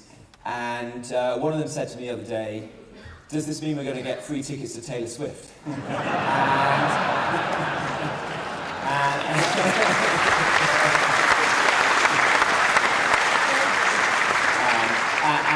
I said to Sophia, no, that's only for leaders of the Labour Party. So on the seat, you'll turn down freebies, will you, if you come leader? Well, I wouldn't. All freebies. I will do, he said. I will do. The freebies are so good, incidentally, at this conference that it's only a matter of time before Keir Starmer turns up. I guess your daughter knew what was coming, because what's her middle name? Oh, you're embarrassing her now. It is Margaret Thatcher. It's not, it's Thatcher.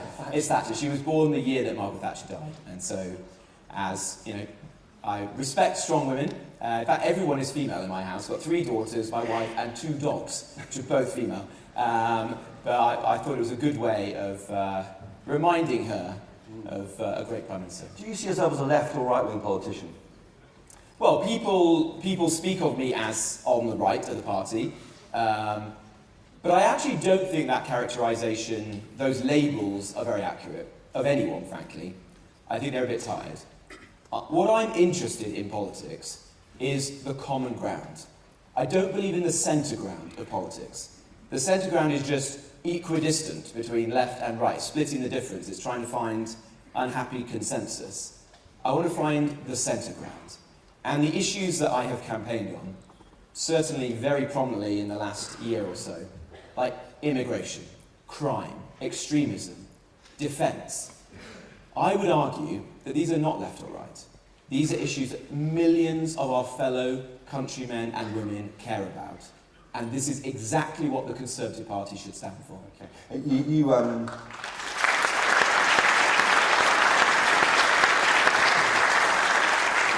You decided to become challenge leader the morning after the election. You weren't plotting to do it after you resigned, were you, in last year?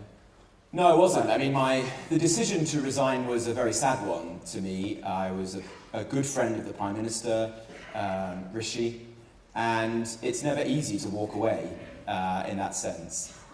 But I did feel it was the right thing to do. I felt very strongly about it.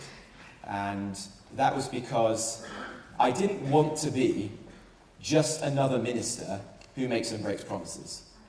And I felt that if I'd gone along with the Rwanda bill, as it was at the time, I would have had to look my colleagues in Parliament in the eye, and all of you, the members of this party, and tell you that black was white.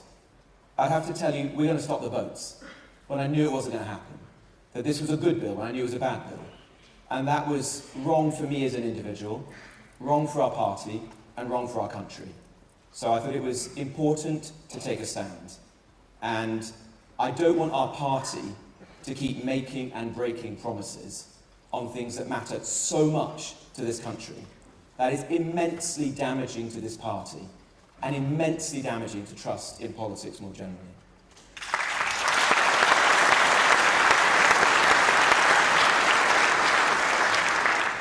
why not stay and fight to make Rwanda work? Well, look, you basically legged it when you could have stayed on the field. No, Chris, that is completely, I fundamentally reject that. I spent a year in the Home Office. I found it really in ashes. In my tenure, I fought relentlessly for the biggest change to our legal migration system in my lifetime. It will reduce the number of people coming into our country legally by 300,000 every year. I also got the number of people being deported from our country up 80%. And I argued relentlessly, mostly in private, occasionally in the chamber and on the media, that we had to stop the boats, that we had to have the strengthened version of the Rwanda policy that I knew we needed. Ultimately, I'm afraid to say, the government, the Prime Minister, the Cabinet were not willing to do that. I got the support of 60 colleagues, as you know, and I tried to set this out in the House of Commons to change the law so that we would take the European Convention of Human Rights out of our ability to handle illegal migration. If we had done that, I am certain we would have got flights off to Rwanda. I cannot predict what that would have meant for the general election, but I think I can confidently say it would have been a hell of a lot better than it was. But by leaving early,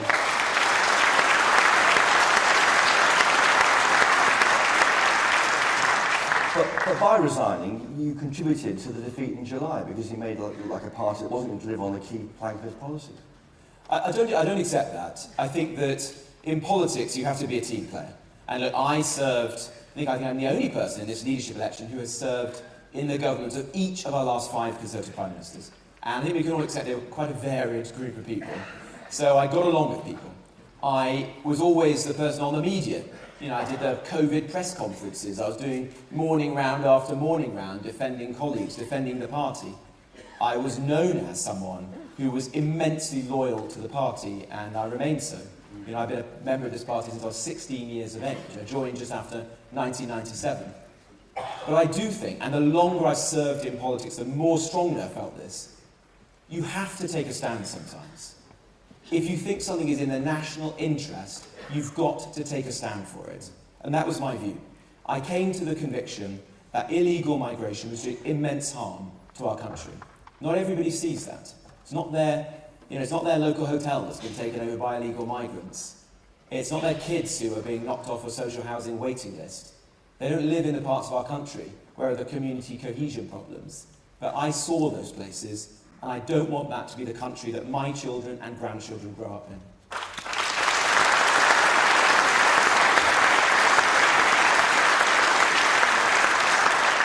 And just finally on Rwanda, if you become leader, maybe Prime Minister, would you reenact the version of it? Look, I would do, because I believe you have to have a deterrent. Thank you. Look, I worked very hard to do all the other things you need to do. I mean, you and I talked about this at the time. I travelled around Europe. I did diplomacy. I went to North Africa. I signed the Albania deal. I worked with the National Crime Agency, the Security Service. You name it. It isn't enough. You have to inject a deterrent into the system. But there is one further thing you've got to do if you care about securing our borders, and that is you do have to leave the European Convention on Human Rights.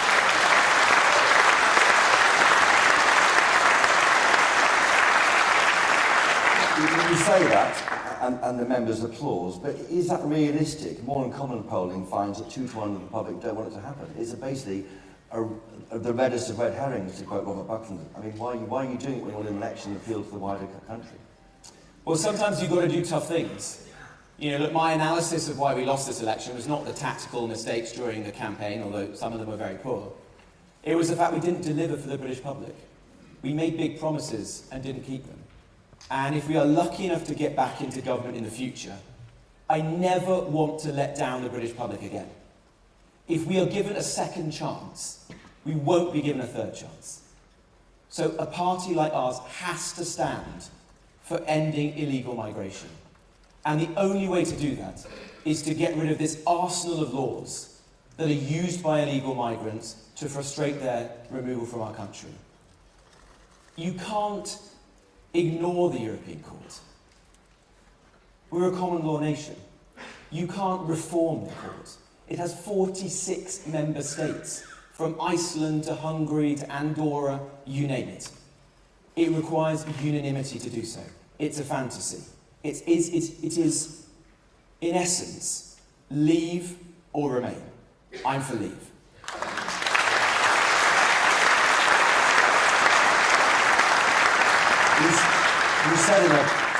You said in a video yesterday that our special forces are killing rather than capturing terrorists because lawyers will set them free under the European Court.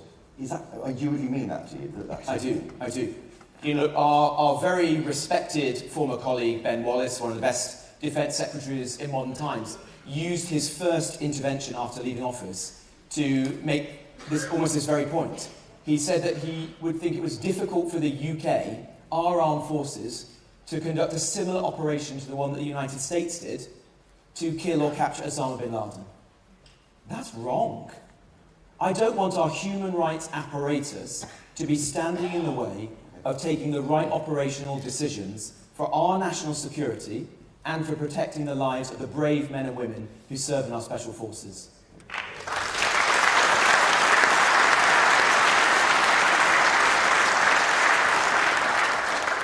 Moving on to legal migration, you promised to cut it in 2015, 2017, 2019, 2024 when you stood as a Tory candidate. You didn't do it. Why didn't you? You were in government. Well, I did when I was the minister responsible for it. Were you fighting internally for it? Look, I think everybody knows I fought pretty darn hard to get the changes, and without lifting the veil entirely on what happened, the reason that we got the changes was because I sat in the Prime Minister's office late at night and said to him, I'm not going to continue in this government unless we do this, because it was so important to me. And I'll tell you why. In the 25 years prior to Tony Blair becoming our Prime Minister in 1997, net migration to our country was 69,000. In the 25 years afterwards, including much of the time we were in office, it was 5.9 million. That has put immense pressure on housing, on public services. It's undercut the wages of British workers, and it has made our country less united. You can't successfully integrate 1.2 million people a year into a country as small as ours. Something has to give.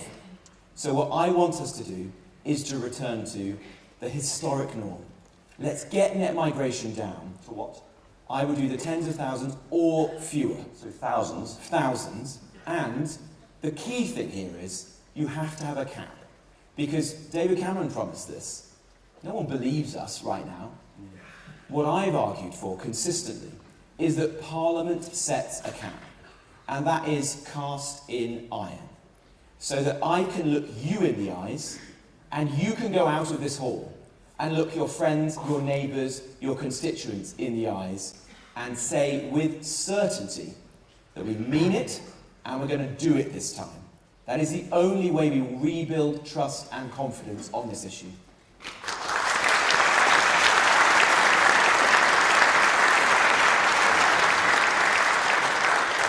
Moving on to tax, are you happy with record tax levels since the Second World War? Look, I am not happy with it. Embarrassed about it? I think it is very sad that we had a Conservative government for 14 years and it has left the tax burden the highest it's ever been. Now, what do you do about that is the real answer, isn't it? Because we're all united, I think, in that sentiment. I believe in the dynamic effect of taxes. When I persuaded Rishi to cut stamp duty during the pandemic, it led to the highest number of transactions in our housing market in a single year. And the Treasury got money from all manner of things, tradespeople, you name it, prospered. So it can be done. But it is the easiest thing in politics to pick your least favourite tax and say you're going to cut it. The way that great reforms have happened in the past, like in the 1980s, is by economic reforms, supply-side reforms. And so what I've consistently argued for in government, as Housing Secretary, for example, and since leaving government, is that we need to be reformers again. We need to harness the energy of those great Conservative ministers of the 1980s and get Britain building. Change our energy policy, because it's one that is not working right now, and Ed Miliband's about to make it much worse. Get people off welfare and into work. give our children real skills, not just low-value Tax degrees. rates? Will you cut the top rate of tax? Like this trust wanted to do? No, I would like to do that. I don't think it would be sensible for me to, make up our fiscal policy right now, because actually one of the big tasks for me, or whoever leads this party, beginning in November, is to restore our economic credibility. Yeah. So I will have to work extremely hard to restore that, because let's be honest with ourselves, we did lose some of that economic credibility in recent years, particularly around the mini budget. And so I want us to seem sober, competent, professional, for our party to once again be the guardians of your savings, your pensions, your small business. That is what people expect of our party. Okay.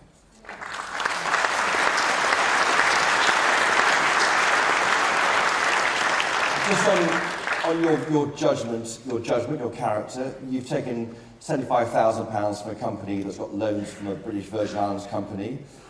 Is that are you defending that today? That was emerged overnight. Back in 2020, you got into a tangle over a positive development when you were the housing secretary. Some would say that, is your compass going the right way all the time? You're getting into a bit of scrapes here involving money.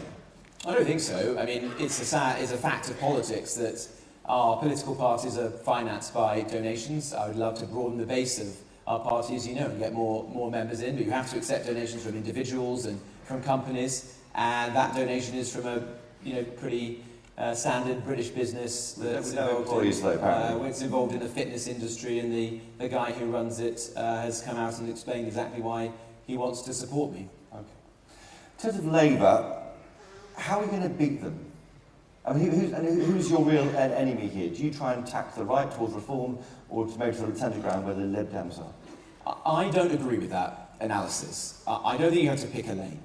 What I want to do is win back the millions of voters we lost to reform, and the millions of voters we lost to the Labour Party and the Lib Dems. If you look at the electorate today, whether they're Reform voters, Labour voters, Lib Dem voters, you name it, in all four nations of the United Kingdom, the three issues that they talk of time and again are immigration, the economy, and the NHS. Now, I wrote an article, not for the Telegraph, I'm afraid, in the early hours after the general election for the Times, in which I said the reason we lost the election is because we failed to deliver on those three things. That analysis remains as true today as it was then.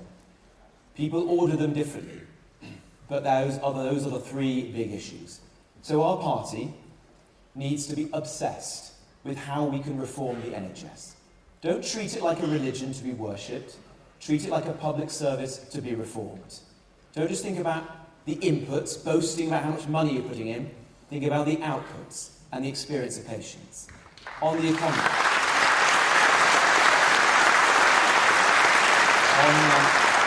On the economy, reclaim the mantle of low tax and pro-growth, which, if we're honest with ourselves, we have lost a bit in recent years, and come forward with a proper plan as to how to get growth going, real growth going, again in this country, and in all parts of the country, incidentally, because whether Disraeli called it one nation or Boris called it levelling up, I want everyone to have opportunity.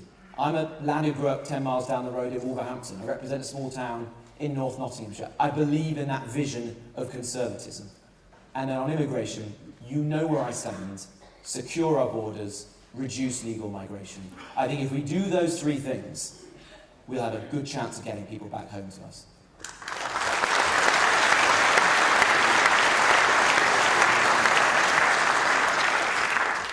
And the Nigel Farage question, your predecessor, Rishi Sunak, said you're a broad church, suggesting he could be a Tory again. Is that possible under your leadership?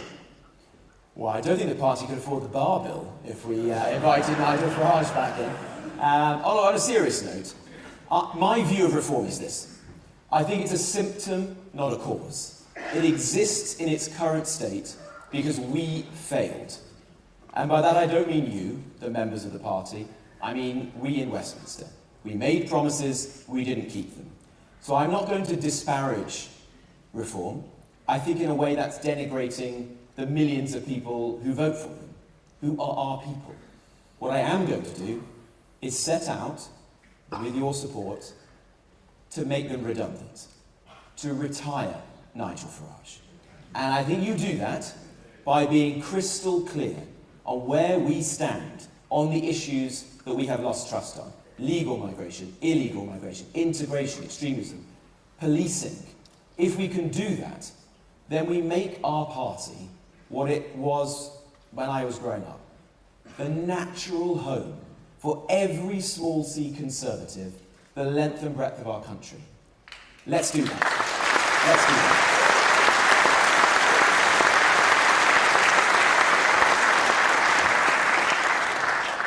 Well, what job would you give Boris Johnson in your new team? Hard question. Well, I haven't read his book yet, so I want to wait and see what he said about me before answering that question. But you have actually asked me that question once before, or something similar, and I think I said this to you. The Conservative Party is in a hole right now. We need to get all of our best players on the pitch. Now, people can do that in many different ways. In Parliament, out of Parliament, campaigning, advising. So, if I was lucky enough to lead this party, Boris, Penny Mordaunt, Andy Street, you name it. Let's get the Conservative family back together. Let's get back in business again.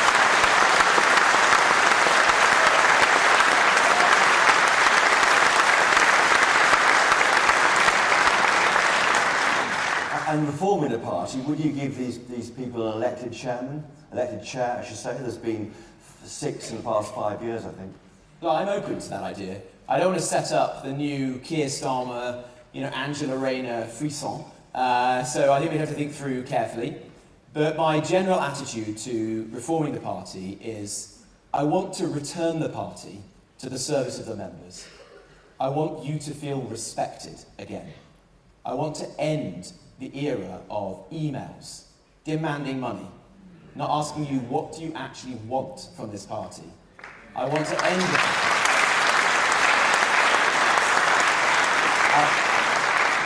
And I give this vow to you all today. I will never parachute in the favoured sons and daughters of the leader's office into supposedly safe seats in our country. Never again. Never again.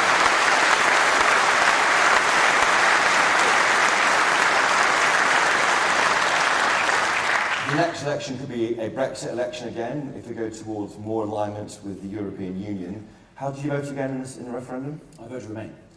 Was that a mistake? I wouldn't do it with hindsight, no. And I'll let me explain why. I was someone who was finely balanced on the issue. I was concerned, and I think in this respect my concern was borne out, as to whether the British state would actually be able to harness the opportunities, and that we might end up in a situation where we had incurred the inevitable disruption that comes with an immense constitutional and economic change without taking full advantage of it. In a sense, I think that is what's happened, because we have failed as a government and a country to take a full advantage of all of the opportunities that we could have done.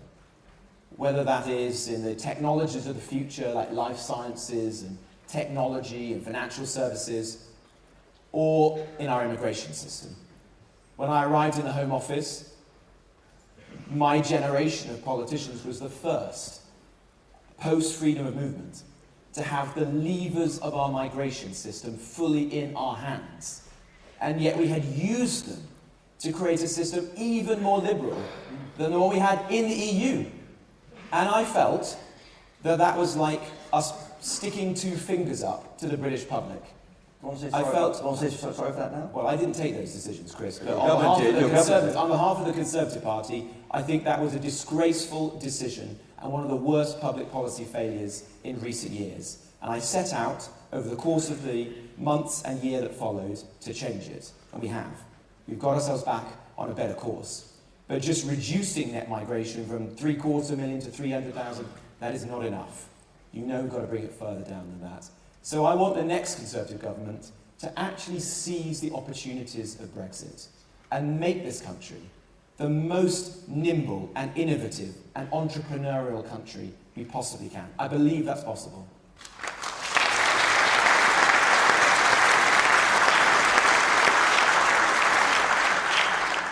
in the so-called culture wars, do you value freedom of speech? Absolutely. And I think freedom of speech is in danger in this country and throughout the West right now. It's something that our party has to stand for.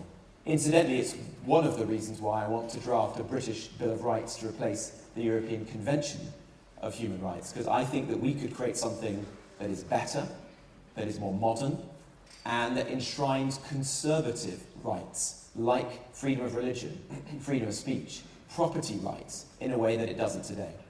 Well, why does the left have a problem with our history, our country's history? Well, I think that they feel ashamed of our country and our identity. I wrote in the Mail recently that this is particularly prevalent of English identity, because it's perfectly normal for a Scottish or a Welsh politician to say that they are proudly British, but also a Scotsman or a Welshman or woman. But it's very rare for an English politician to say the same. And in fact, I think I went on Sky News afterwards and they said, well, you know, define English identity, sort of mockingly. Like I needed to say, well, it's Sunday roast and, you know, the view from, you know, Tower Bridge or something like that. Well, of course, we all have our own definition of what we love about our country, but you would never say that to a Frenchman or an Italian or a Spaniard, would you? And so I don't think we should be ashamed of our identities. They're not related to faith or ethnicity, but they are the identity that binds us together. And they are under threat right now because our institutions have been taken over by liberal and left-leaning people who have a dogmatic opposition to our identity. On your watch? On a conservative watch. And because mass migration has meant that there are too many people coming into our country to properly integrate into the sense of national togetherness that I want to build.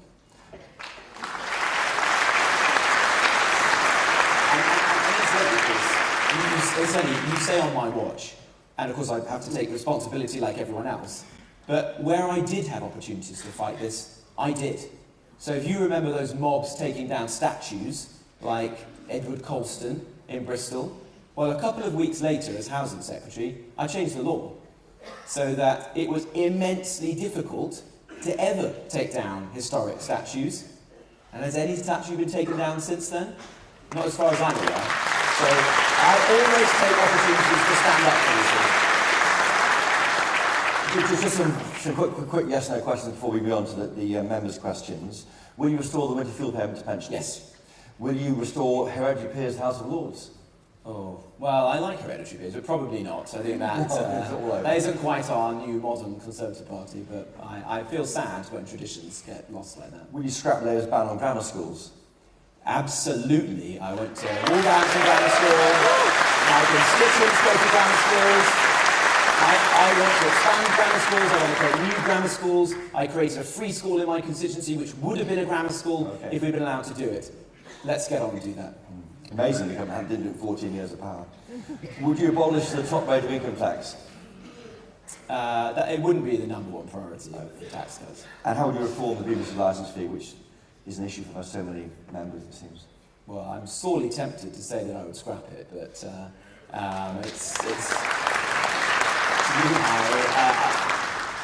look, I have 3 young daughters. They watch so little terrestrial TV. They're on YouTube, on their tablets, their iPads. I think it's difficult to see the long-term future for the licence fee, but you know, that's a question we'll have to give a lot of thought to. Okay, and just finally, some very quick ones on a lighter note. Donald Trump or Kamala Harris? Oh, you've got me into trouble by asking me questions like this once before. Look, I am a Conservative. The Conservative Party has long-standing links with the Republican Party. It is natural that we lean towards the Republican Party and support their candidates, but I have respect for Kamala Harris, and I would work productively and constructively with whoever is the next President of the United States.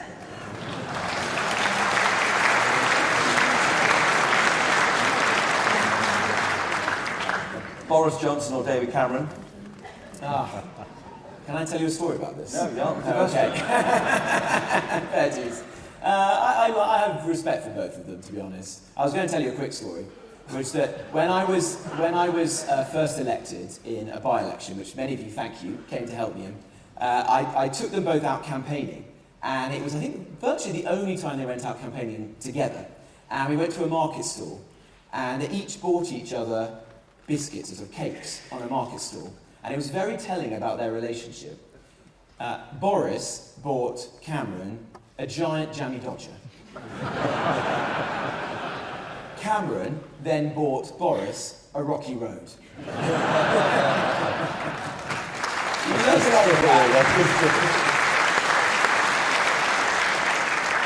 At home, do you rather mow the lawn or hoover? Oh, I do mow the lawn. I find that very therapeutic, actually. Do you prefer a second donut or the Ozempic dieting drug? It's only a matter of time before you answer that question. Definitely a donut. That's why I needed the Ozempic. Which of your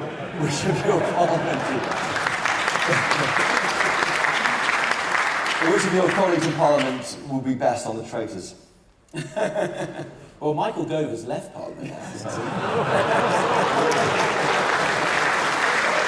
just finally, just for me, will you recommission a new Royal Britannia if you become the next Prime Minister? Oh. Well, I delivered on the Brexit coin for you. Yes. I saved the penny for you. I delivered 6 million custard cream biscuits for you in our shielding boxes. It's not all for me, this. But yeah. Well, these are your pet projects, Chris.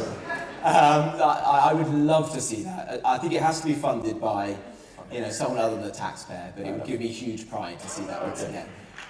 Thank you, everybody. Right, moving on. Thank you for your questions overnight and those submitted into the ballot boxes, and here are some of them that I've selected from those you entered. Most of the past, from Damien from London, if Damien's here, most of the past Tory administrations talked right and governed left and were not competent, and half the votes cast in 2019 were lost. How would you be different to that? Very good question. Well, I always lived in hope that we could have a Conservative leader who was both right-wing and competent. That's what I would aspire to be. Let's be true Conservatives, do things which are conservative, but be professional and competent. That's not too much to ask for, is it? I think that's what you all want. I think that's what you want. Stephen from the East Midlands, he asked, how do you propose to bring together the two wings of the party, given you're from the right? Well, as I say, I've been served in the government of each of our last 5 Prime Ministers. I am very gratified by the fact that so far, it's a long way to go, in the polls, the votes of MPs in Parliament, I've got the most of the candidates. And of the people supporting me, there's a very broad spectrum from, what might, as I say, crudely be described as the right and the left. So I want to bring the whole parliamentary party. Who's your biggest left-wing backer in the MPs? Oh, I see Victoria Atkins is there, down there. Hello, Victoria, my friend from Lincolnshire. So there's a lot of people from across the party who are coming together. It's obviously now the duty of the next leader to unite the party. There's only 121 Conservative MPs. There were more people in my sixth form at school than there are in the Conservative Parliamentary Party right now. So the era of 5 families, 1 nation, the end, full stop. It is one Conservative team from now on.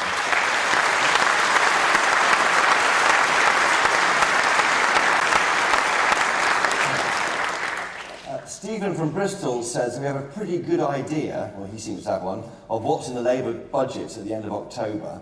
If you were leader and you had to respond to it, what would you say? Look, I think that Rachel Reeves is a very unimaginative Chancellor. I take her at her word that she wants to grow our economy. But if that's her objective, she's going about it in completely the wrong way. Every one of her policies is going to stymie growth in this country. And what we need above anything else right now is some economic growth. We, the Conservative Party, are at our best when we are the trade union for the working people of this country. So we should be fighting for them. And that means fighting for those 10 million pensioners who've had their winter fuel payment taken off them. It means fighting for the small business person who wants to pass on their small business without the inheritance tax that's being trailed. The small family farmer who always thought they could hand their farm to their children or grandchildren and now are worried and having to pay for tax advice because they think they might get clobbered by the taxman. The investors who are fleeing en masse from our country because they think that CGT might be increased. The pubs who think they can't even have a smoker in a beer garden anymore. We have to be standing up and socking it to Rachel Reeves up that budget. And frankly, Chris, sorry to our friends at CCHQ here, what a bad decision that the next leader of this party isn't the one at the dispatch box doing that, taking it to Rachel Reeves, standing up for our party.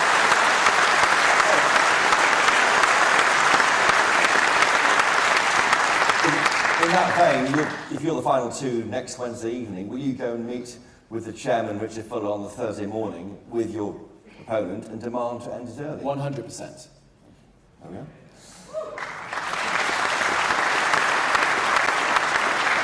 So William from Edinburgh is asking about planning. He says we need more planning, more housing in this country. The main roadblock is NIMBYs. This party relies on votes who want to stop development broadly, he thinks. How can you be a party of house building? How can you get more building in our green and pleasant land? Are you a banana, first of all, I should ask? I'm not a banana. I'm not a banana. I mean, I am someone who loves the countryside. I'm somebody who represents an historic town. And I appreciate the concerns of people across our country to protect and conserve what's good about this country. I also believe that we've got to get more homes built. This is the party of Harold Macmillan, of Margaret Thatcher. We are the party of home ownership. What a crime it would be if we allow that mantle to be seized by Angela Rayner. Angela Rayner and Keir Starmer. We've got to get it back. And that means that we have to find a way to reform the broken system that is holding back the homes from being built. Now, you can do that in a smarter way. I want to do that by densifying our big cities, by doing regeneration, like Andy Street, incidentally, did so well here in Birmingham and the West Midlands. I want to do it. I want to ensure that infrastructure accompanies those homes. And I also want those homes to be beautiful. And you might remember that I worked with the late great conservative philosopher Roger Scruton. And we created the Building Better, Building Beautiful Commission. And that came from a very simple belief that it must be possible in a country as creative and imaginative as ours to build homes that are actually popular, that are in keeping with our history and vernacular, and add to the sum total of life and architecture and human satisfaction in our country. That is an unfinished revolution. It's barely been begun. I want that to go forward. What do you say to NIMBYs? What do you say to them if they're refusing to have any building in green I understand the emotional argument behind that. An Englishman's home is their castle. We all love our homes. But I think that has to be balanced against the absolute moral and political imperative of getting young people onto the housing ladder. You know the statistics. At the last election, the average age at which somebody turned Conservative was 63. That was up from 39 at the prior election. There's even a terrifying statistic that 1 in 6 of our voters won't be alive at the next election. And nobody in this hall, I have quoted that at some events across the country. I've begun to lose my audience at that point. But it's an existential battle for our party. We've got to get this right. We've got to get Britain building again.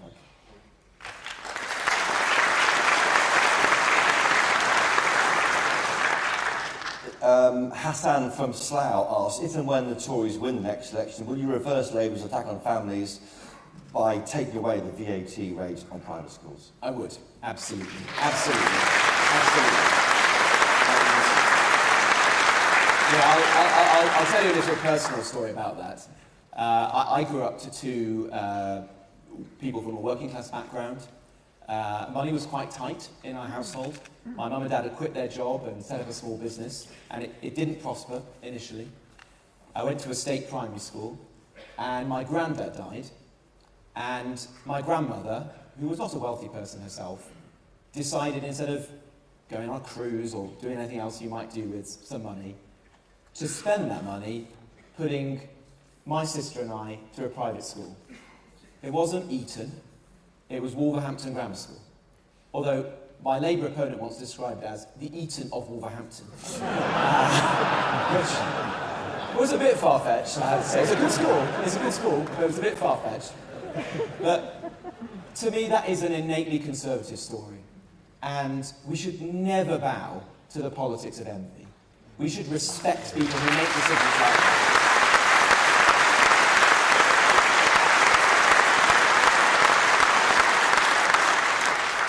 On energy, Ed Miliband, Richard from Warwickshire asks, Ed Miliband is not issuing any new drilling licences in the North Sea. Would you reverse that to meet the UK's energy needs in a hostile world? Absolutely. I think that's a crazy decision. He has compromised 200,000 jobs in our oil and gas industry, the length and breadth of the country, particularly in the northeast of Scotland. I want us to have a fundamentally different energy policy which prioritises cheap and reliable energy in this country. That means investing in new nuclear. It means saying that gas is here to stay for the foreseeable future. And it means saying yes to net zero in principle, but no, never to achieving it on the backs of working people and deindustrialising our country.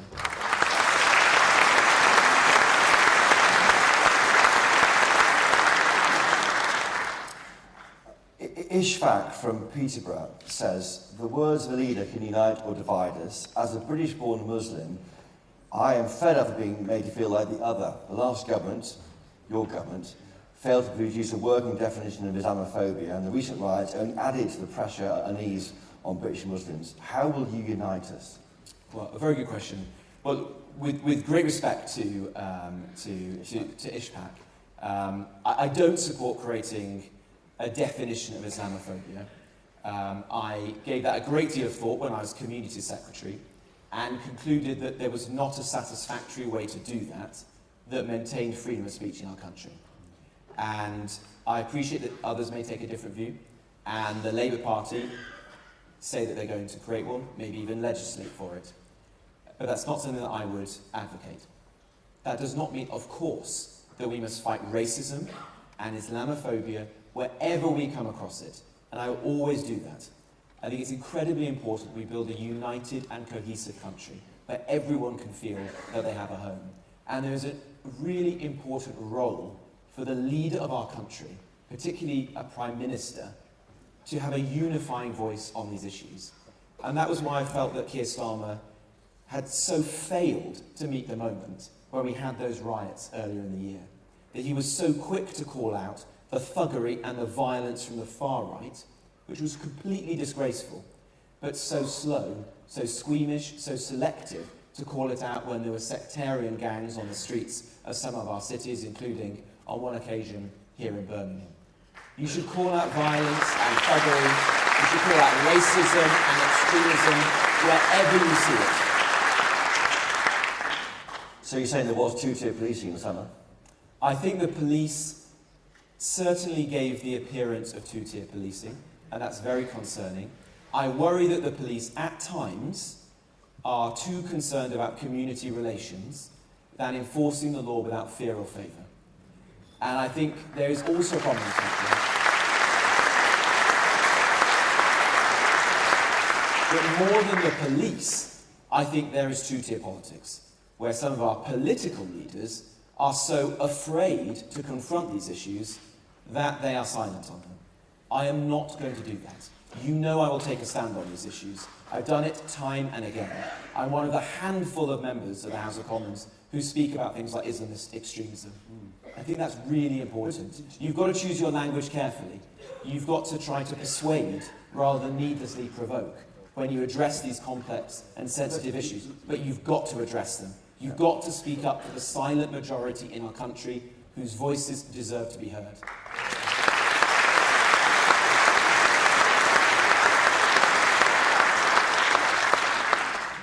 Language matters, you say it there, unity matters, but you said, didn't you, about the issue of the police response after those riots, that someone shouting Allah Akbar on the streets of London should be arrested immediately. I mean, how is that reassuring to Ishfaq in Peterborough? Well, I think if you shout Allah Akbar in an intimidating manner, and of course, context is everything, clearly not if one is doing it, as millions of British Muslims and Muslims all over the world do in a peaceful manner every day. prayerful manner, but if you shout it in an intimidatory manner, then it's right that action is taken. And that is what the law says. The law gives the police the ability to take action. And whether it's that, or scenes like we saw over the course of the last year, someone shouting jihad off Oxford Street, and the police putting out a tweet saying that it was perfectly okay. Someone projecting a genocidal chant onto Big Ben, and nothing really happening about it. People praising the Houthis on the streets of London when they were firing missiles at British-flagged vessels. That is wrong. That is wrong. That is not the country I want to live in.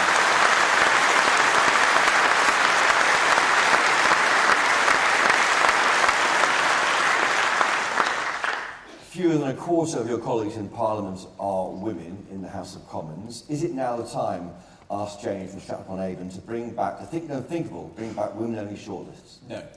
No, it's not. And I say that, I'll tell you why.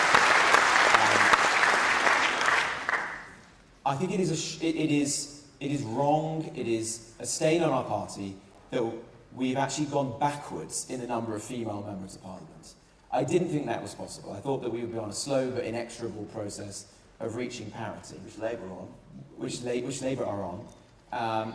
So we've got to change that. And in fact, it's not just MPs. We in Westminster always reach for the example of members of Parliament. I want to see more female Conservative councillors. I want to see more female association officers. I want to see all of those brilliant women who are involved in our party feeling that they are sufficiently valued to step up and take positions within our party. I don't think that we do this in the way the left would do it, by having all women shortlists. We believe in meritocracy. I think we're doing a massive disservice to the very, very talented women in our party if we say, or even allow the suggestion to arise that the only reason they got there was because we sort of made the system work in their favour. What you certainly want is a leader who prioritises this issue, who makes it a personal priority, and at every turn helps to support female candidates, to urge them on, and to urge associations to select the obviously extremely talented women that we have who deserve to be selected, deserve to be members of Parliament.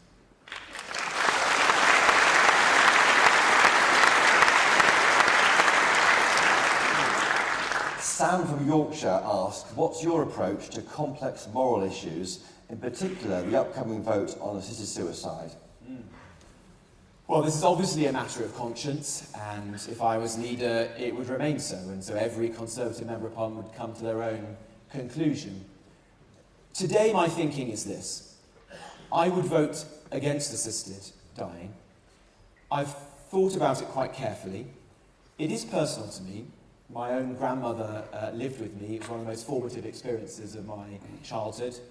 She had a very long and terminal illness, a very severe form of emphysema, and the last years of her life were extremely difficult and painful, and it was painful for us to watch. Now, we never had a conversation, obviously, about what she might have done if we'd lived in a different society with different laws. But I understand where the motivation to change the law comes from. And it's a noble one in that sense. But I am very concerned about the unintended consequences of changing the law. A few months ago, just before the general election, I went to Canada to meet the Canadian Conservative Party, who I take great inspiration from. I think, incidentally, are the model, really, for what we should be doing as a party.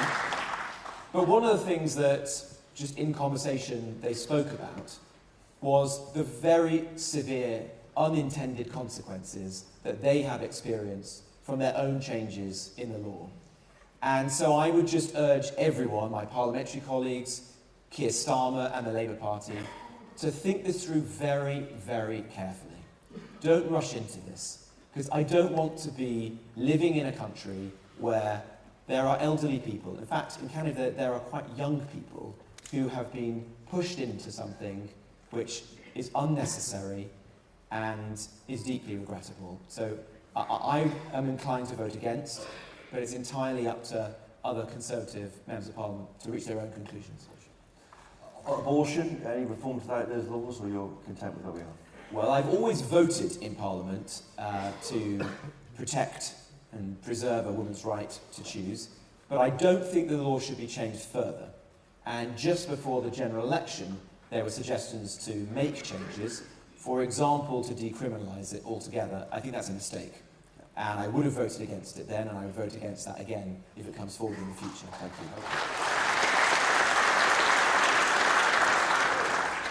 Gordon from London says all 4 of the candidates to be leader voted 3 times for Theresa May's disastrous Brexit deal.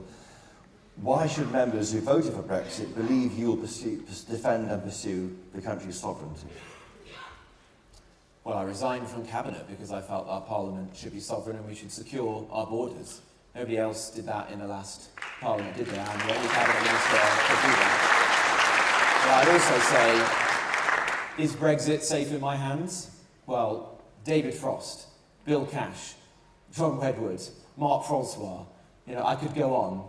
Most of the people who fought most vociferously for Brexit are supporting me, have faith in me, and I hope that gives the membership of this party confidence that I believe in this project. I want it to continue. I want it to be the success that it is not yet. And I'll hold Keir Starmer to account relentlessly if he tries to water it down.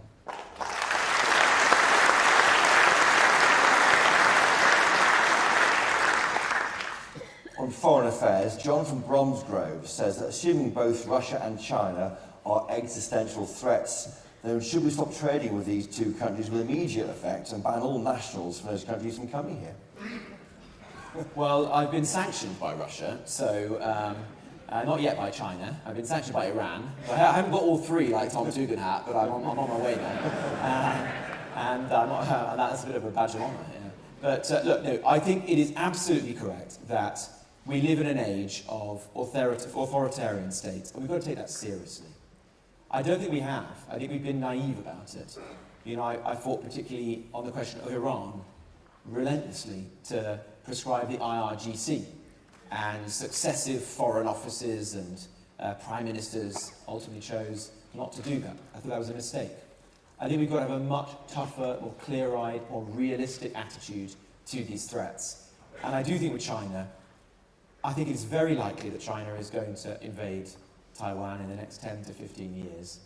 And the impact of that on our country would be immense. People think Taiwan's a long way away. It's not. It is next door to us. Because the impact on our economy, our way of life, would be of a scale that dwarfs the war in Ukraine. So this is on all of us. And we want to be working with our partners like the United States and others to prepare for this. I think we should be spending 3% of our GDP on defence. And because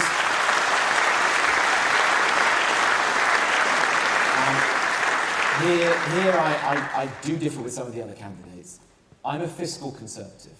The easiest thing in the world is to say that to you and to get a round of applause. The hardest thing is to say, where does that money come from? And so I have said, time and again, I would take that money from our international aid budget and I would spend it on our armed forces.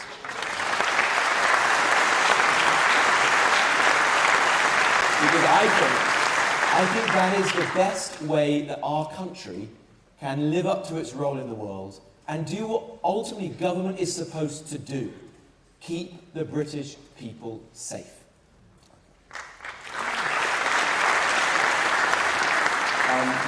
William from Scotland says, should we be being a better friend to the political representatives of the Palestinians or the Israelis, and if so, why?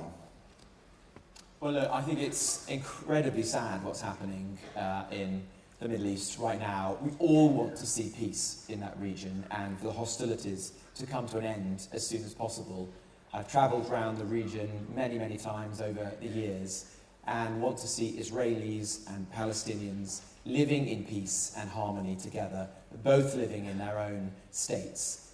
Israel is the only democracy in the Middle East. I would love to think that there was a world in which there was a Palestinian state that was as democratic, as liberal, and as free as Israel. That's some way off, as we both know. I do think in this moment, we should stand with Israel. We should stand with Israel, and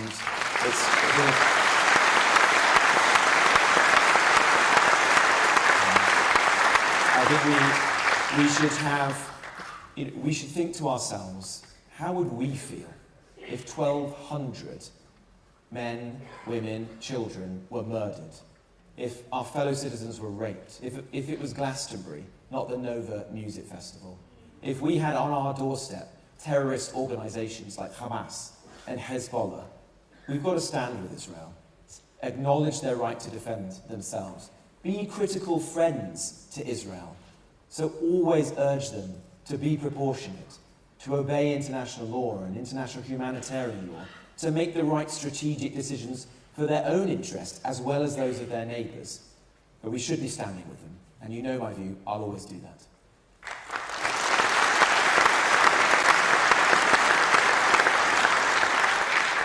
And just on the hoodie, the Hamas or terrorist hoodie, what was that about?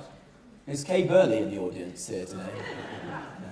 No. Kay Burley said I was inciting people by doing that. I mean, I don't know why we should be worried about inciting Hamas supporters. They should be arrested.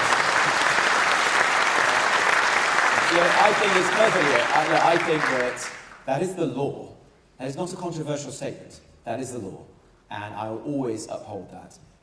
Throughout my time in Parliament, I campaigned to get Hamas fully prescribed. I campaigned to get Hezbollah fully prescribed, and I'm campaigning now to get the IRGC fully prescribed. We should have zero tolerance on terrorism and extremism.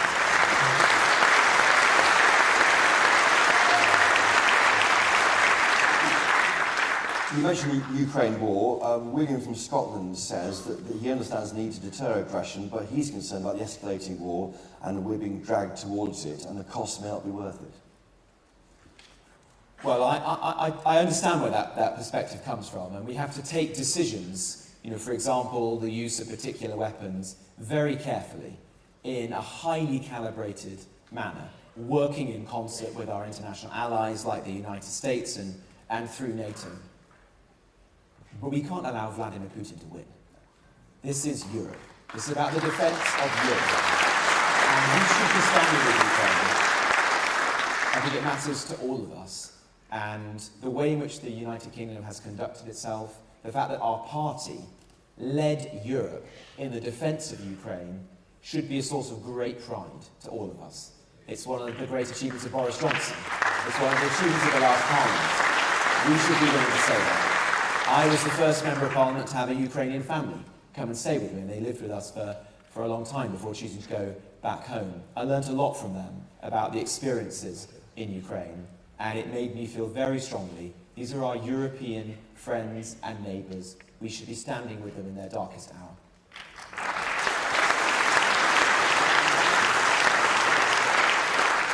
John Davis from Huntingdon, a late question here. Do you support capping child allowance at 2 children? Child benefit allowance. I would leave the policy where it is. I think that's the right approach. I understand the argument that is made against it, and I have 3 kids myself. I support family life. We have a demographic crisis as a country. But I also think that it's a very expensive change, and there are millions of hard-working people in our country who want to see that the benefit system is fair. Fair to them, the people who are going out early in the morning, trying to put food on the table, look after their families. And we've got to have the right balance in the benefit system. Sally Stubbs from Warwick and Leamington in West Midlands, maybe here, says, given the press will dig into everything if you become leader, Robert Jenrick, do you have any skeletons in your cupboard you can fess up to now? Well, I'm not sure I'd do it in front of 4,000 people, but I don't think so. And just very finally here from Zachary from Leicester, do you like football? I'm a Wolves fan. Ooh, I've lost the audience. No. There must be some Wolves fans. This is West Midlands. We'll take that. That's Robert Jenrick. Thank you. Brilliant. Thanks.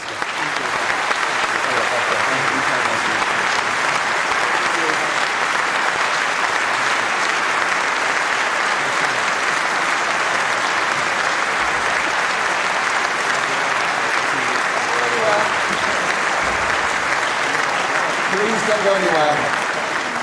We're going straight into our next candidate in our final in this Meet Our Candidates special. So please settle down and don't go anywhere. Our next and final guest to be your leader is James Cleverly.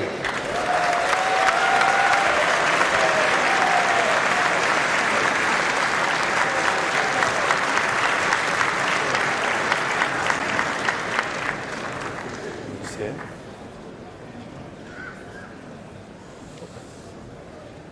There we go. Okay.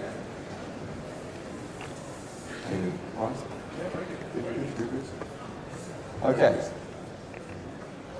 James Cleverly, you're one of the 4 candidates to be leader of these people's party. What was the point when you were looking in the mirror, maybe dealing with your beard, and thought, that looks, oh, well, you could believe that guy looking back at me? Well, the real tipping point was when we had the disastrous result. I realised that a defeat of that magnitude forces us all to reconsider everything that we had decided up until that point. And I recognised that there was an opportunity for us to get things right, to head in the right direction, limit this Labour government and get back into office at the next possible opportunity. Or, if we made the wrong choice, perhaps chose the wrong leader, we could find ourselves in opposition for a very long time, perhaps indefinitely. And I have no intention of allowing the great party that I love and has given me so much in my career to slip below the waves. That was the point I realised I had to do something, serve the party, serve the country, run for leader.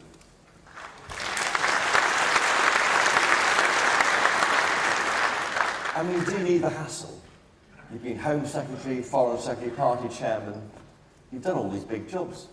Yeah, look, and for some people, this might be the most impressive job title they're ever going to get. That's not the case for me. But we don't put ourselves forward for jobs like this because it's easy. We put ourselves forward for jobs like this because there are jobs that need doing. This government needs to be held to account. We need to eject it at the first possible opportunity, and we need to set about repairing the damage that they're doing to our country. So if I wanted an easy life, no, I would not be putting myself forward. But it's not about doing what is easy, it is about doing what is necessary and about doing what is right.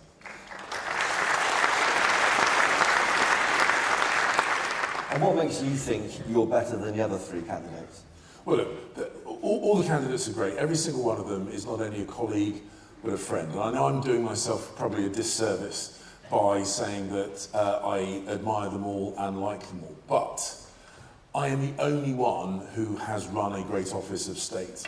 In fact, I'm the only one that has run 2 great offices of state and delivered in both of them. I'm the only one who has been chairman of the Conservative Party. I'm the only one who's been instrumental in winning a general election. I'm the only one who has the experience to deal with people like you, Chopper, the forensic media.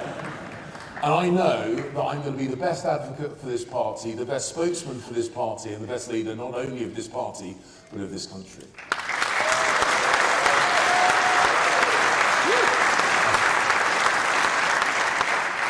You've got a young family. Does Mrs. Cleverly mind? She doesn't mind. So look,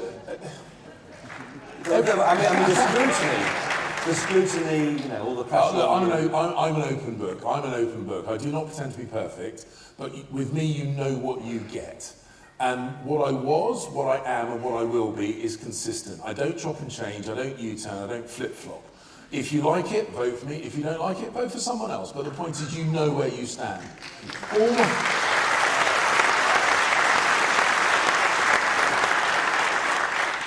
All my big decisions, I bounce off of really capable people. I like to surround myself by really serious intellectual people. Mrs. C being preeminent amongst them. And so when I make a decision, I make sure I make it right, and I make it right the first time. You do that by getting good people around you, listening to their advice, not always agreeing, but always listening, and then deploying. That's what I did when I decided to run for leader. I'm very pleased that my campaign team has attracted some of the most talented people in the Conservative Party. And when I'm leader, that is what I'll do in opposition. And when I'm Prime Minister, that is what I'll do in government. That's how we bring the party together. That's how we deliver for the British people.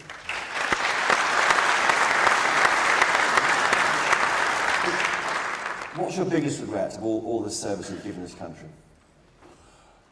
Look, there's loads of regrets. I mean, ultimately,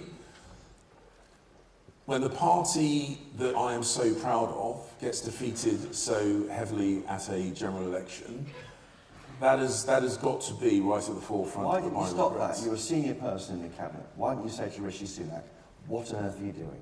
Well, look, I think it's well recorded that the Prime Minister made a decision. He went to the palace. He sought His Majesty the King's permission to call an election, and at that point the die was cast. And from that point, you have a choice. Do you do everything in your power to win the general election? That's what I did. Or do you start perhaps daydreaming about what might be next, doing preparatory work for a leadership bid? That is not what I did. I fought every day to win the election. And look, it's an observation, not a criticism, that I started my campaign to be leader of the party only after I exhausted all my efforts trying to win the general election. I will always be very comfortable. There is no regrets there. I will always be very comfortable with the decisions that I made. And maybe that gave me a bit of a disadvantage, but I've certainly caught up and now I've overtaken the others. I'm very, very pleased that I did the right thing. So did some of your colleagues in this race start campaigning before the election was lost? You need to ask them that. How did your party lose trust? We slipped into the habit of trying to talk tough rather than delivering. And the big lesson that I take from this general election is that as a party and then as a government, we should promise less but deliver on all our promises.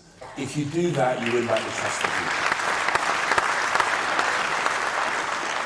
So roll back the state, do less post-COVID pandemic. Yeah, look, withdraw from people's lives. I'm not trying to reinvent the wheel. I'm a proud Conservative. We have a fantastic history and tradition as a Conservative party. We don't need to pretend to be something else. We just need to be the better version of ourselves. So when we talk about reducing tax, let's actually reduce tax. When we talk about lifting the burden of regulation, let's actually lift the burden of regulation. When we talk about strong defence, let's spend 3% of GDP on defence. Let's do what we say. Because if we do that, if we promise less and deliver more, we will regain the trust of the British people. And the place where we need to do that first is in local government. Because that is now the only place left where we can prove our professionalism and competence, which is why I'm so focused on us as a party getting our act together so those friends and colleagues who are standing for local government in May of next year have the very, very best chance of getting elected.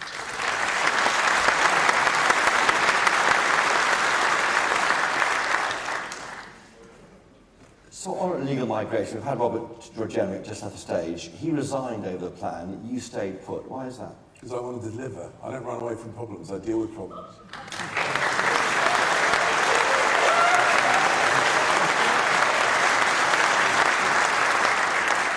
He resigned, it wasn't going to work, and it didn't work, did it? It was working. It isn't working. No, I put visa changes in place which reduced net migration by 300,000 people a year. I had a plan to make sure that Rwanda worked as a deterrent. And if you will indulge me, this is a bit of detail, but it is important.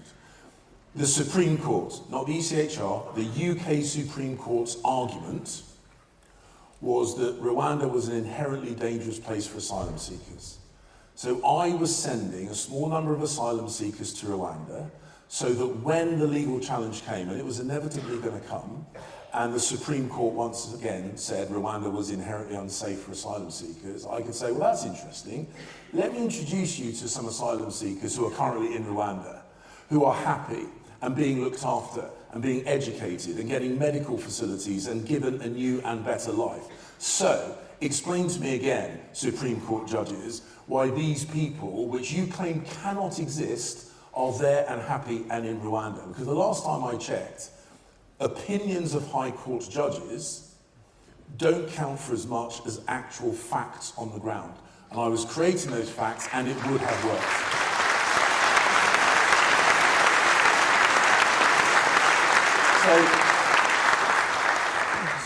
So if you had stopped the election, and it's now 1st of October, how many people would be in Rwanda under your policy? I mean, looking forward from where you were in the Home Office. So I reckon at this point we could have sent dozens of people to Rwanda. And the point is... It's not a lot, is it? No, but Chris, you're missing the point. It's not just about the people that we sent to Rwanda, because ideally you don't want to be receiving people in the UK and then sending them to Rwanda. You want people to stop coming to the UK. That's the point.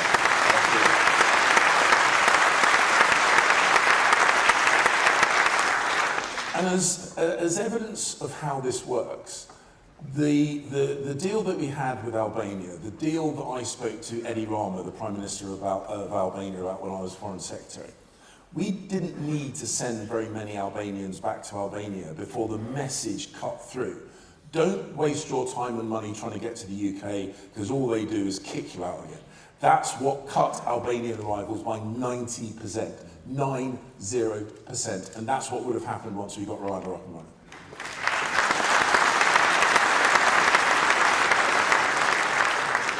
Stop the boats was a reason why you lost your election, because it didn't happen. That's a trust issue. Did you try and change or drop that slogan?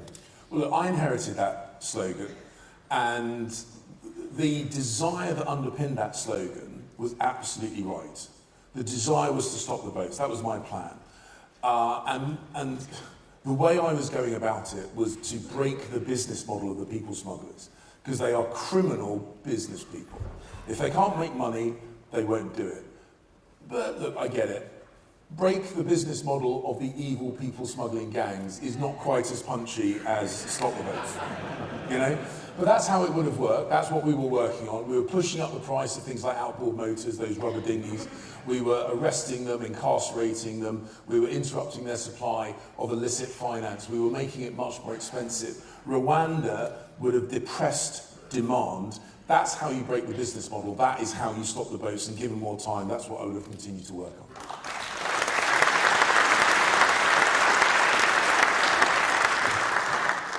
And so it follows, then, you don't think ECHR withdrawal is necessary to make Rwanda work?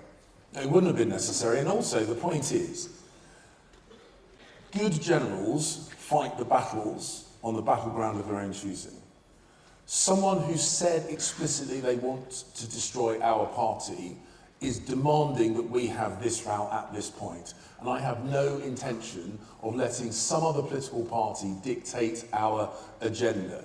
I was deporting people every week. I was kicking out foreign national criminals every week. I deprived citizenship of terrorists who sought to do our country harm on a number of occasions. The ECHR didn't stop me because I don't allow the safety of the UK and its citizens to be undermined by anyone, domestic or foreign.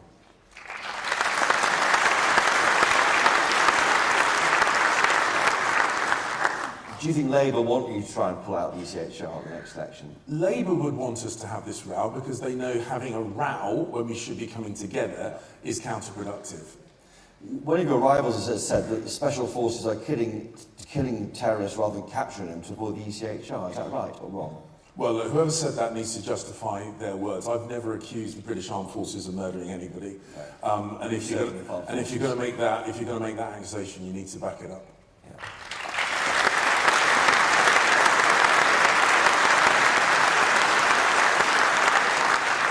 On legal migration, you fought for elections saying you were going to cut it. You didn't. Have you apologised to these members who went out on your campaign for your part? So two things. We allowed migration, legal migration, over the 14 years to get much, much, much too high, peaking at about £700,000 a year. When I personally was responsible for dealing with migration, so we have 14 years where it wasn't my job to do anything about it. I had 7 months when it was. In that 7 months, I reduced net migration by 300 people per 300,000 people per year. And that's the point. The point is, I get stuff done. I negotiated with Treasury, I negotiated with the Department of Education, the Department of Health, I changed the visa rules, and the changes that I put in place have reduced net migration by 300,000 people per year. And had I had longer in the job, I would have done more. And that's the point I'm saying. Don't promise, just deliver. And that's what I did.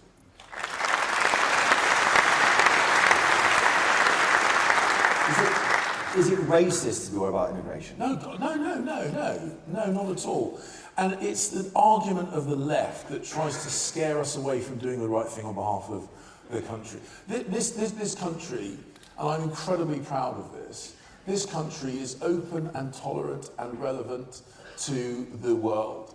I look across our party, I look in this auditorium, we have people whose families come from all different parts of the world.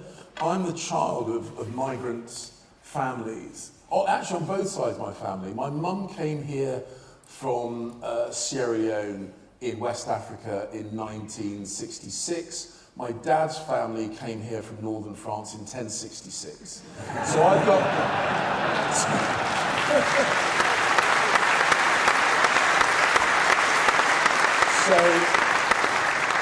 So I've got migrant stock on both sides of my family tree. And my African family are just as passionate about the integrity of our borders and the integration of people to come and live here just as much as my English family, and both are right. We're a good country, but we do have rules. Play by the rules, that's great. Break the rules, you should expect consequences.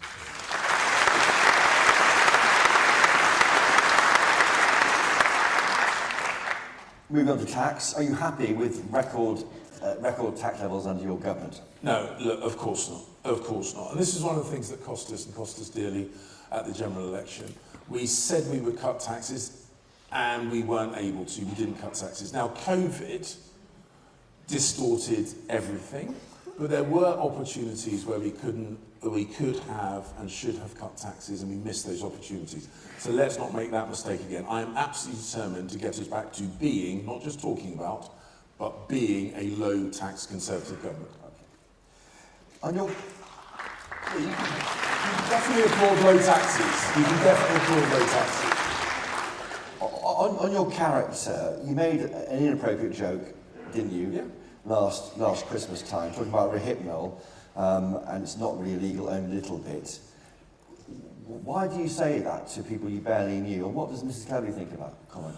Oh, you don't want to hear what Mrs. Cleverly said to me after. If you think that got me in trouble, repeating the words she said to me would get me in an awful lot of trouble, particularly in a live broadcast. Look, I messed up. I messed up. I was trying to make a point that I was the Home Secretary who was updating the law to make spiking illegal, to protect women. I was trying to make that point in front of a number of journalists. You barely knew about rape. I mean, it's not. No, but look, it was the point I was making. I was trying to amplify the point that I was taking action on a really serious issue. I tried to do it in a light-hearted way. It was wrong. It was crass. I apologised at the time, and my real frustration is that in doing that, it undermined the really serious work I was doing. That was totally my fault. But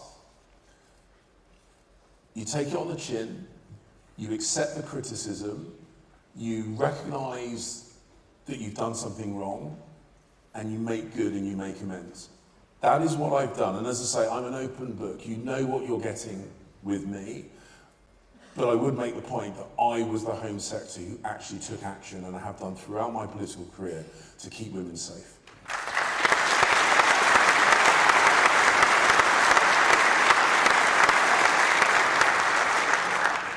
So looking forward, how do you beat Labour? Do you go after the Lib Dem vote or the Reform vote?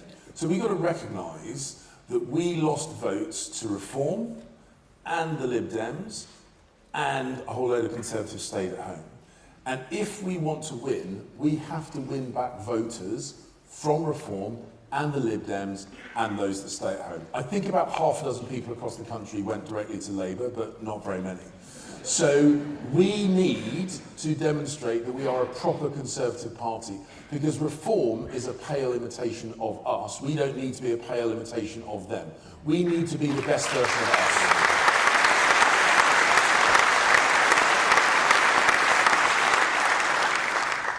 Nigel Farage, is he a Tory? Will you allow him in if he stops? He's not a Tory. He's not a Tory. He's not. He never claims to be a Tory. He said he hates the Tories. He wants to destroy our party. He is not one of us. This is my family. This is my clan. These are the people I serve.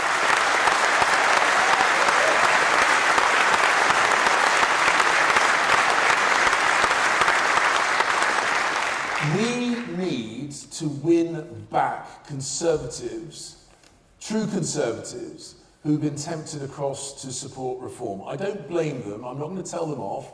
We dropped the ball. It is our fault, but it is in our gift to get them back. But we don't do that by making deals with people who say they want to destroy our party.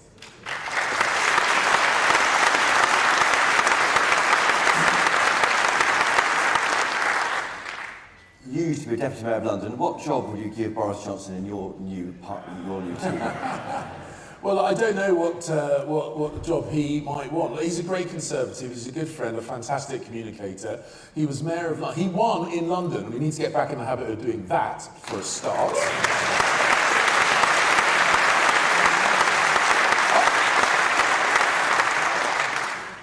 When I first started campaigning with Boris Johnson in 2008, people told me with great authority that I should distance myself from him because being affiliated and associated with him would be a blight on my political career. I didn't listen to them then. I'm proud I didn't, because he was a fantastic Mayor of London. He was a Prime Minister in the most challenging of circumstances with COVID and the war in Ukraine. He made sure our Ukrainian friends had the weapons that they needed to prevent Putin stealing their country. Never forget that. The Ukrainian friends don't, and we shouldn't.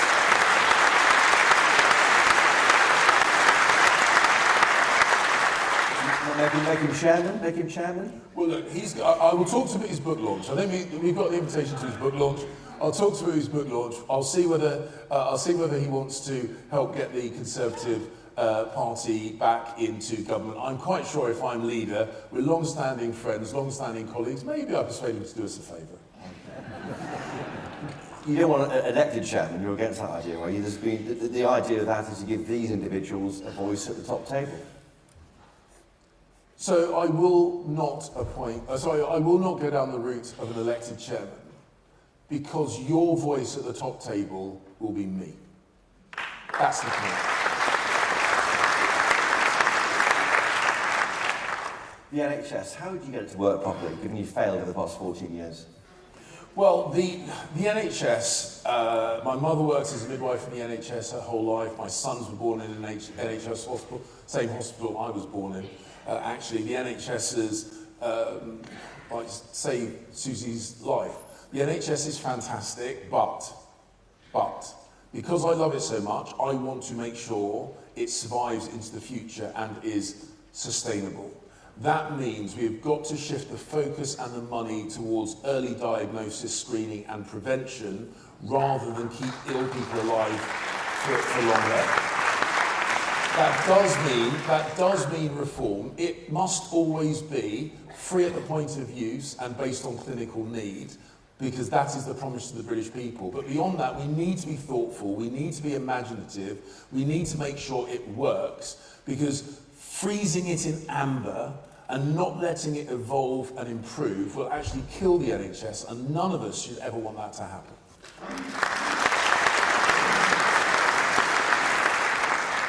You campaigned for Brexit. Yep.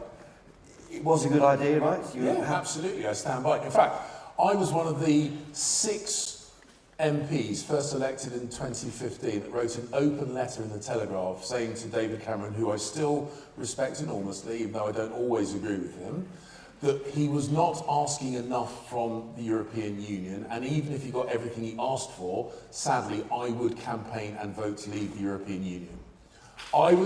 Yes, you can applaud that as well. And it's, of course, now very fashionable for everyone to be a Brexiteer, but I was doing it before it was cool.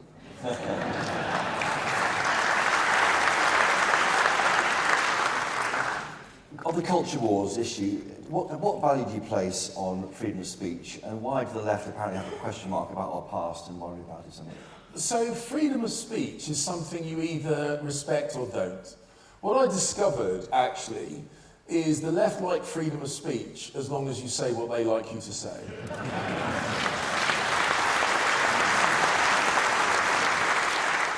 And freedom of speech means nothing if you're not willing to listen to dissenting voices or people that disagree with you. I think it's because they're fragile. I think it's because they know their arguments don't stack up to scrutiny. That's why freedom of speech is really, really important, because if your ideas are not robust enough to stand up to criticism, they are not robust enough to stand up to reality. We lose freedom of speech, we lose everything that our country is built upon, and I will never let that happen.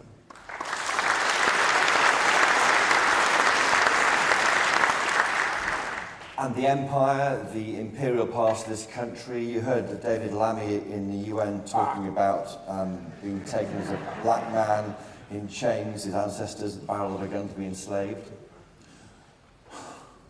Right, David Lammy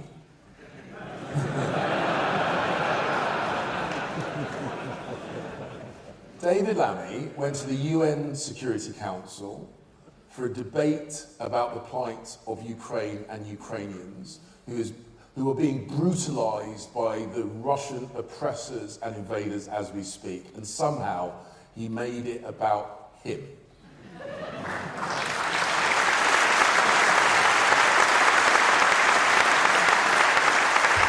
And look, I get it. He's very proud of being the first black foreign secretary.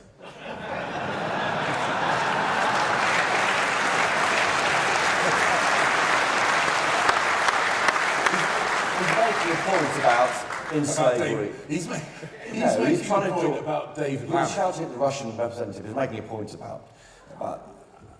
So I went to the UN Security Council. I was at the NATO-Russia Council before Russia invaded Ukraine. I was at the UN Security Council. I spoke at the UN General Assembly.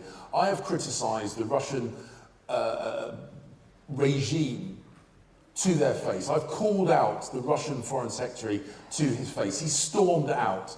I have confronted tyrants and their representatives, and at no point did I feel the need to talk about me. That's not what the job is about.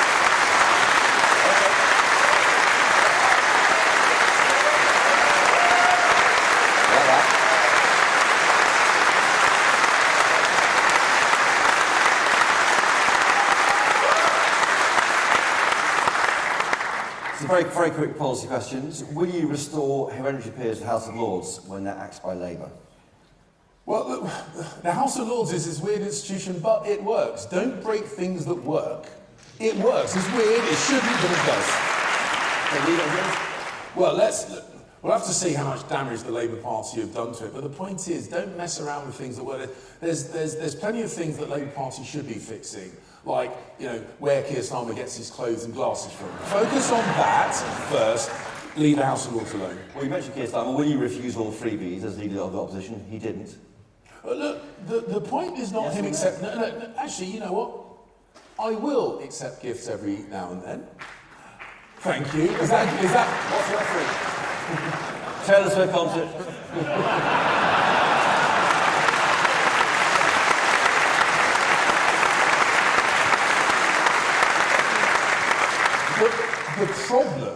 The problem is not the accepting of gifts, particularly if those gifts are properly declared. The problem is the stench of hypocrisy, because whilst he was accepting those gifts, he was attacking us for accepting gifts.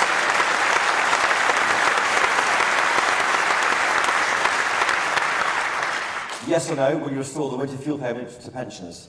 Well, we will have to see how much damage Labour have done. My instinct is to make sure pensioners are protected. There are people in my Essex constituency who are not on the gas grid. They rely on fuel oil. They use the winter fuel payment to pay for the winter's fuel oil.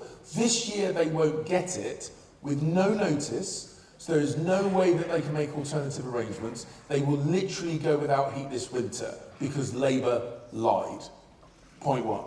Point two, I fear this is not even the most damaging thing they're going to do to pensioners. So I need to see the collective damage that Labour do before I know what priority it is to put it right. But I will put it right.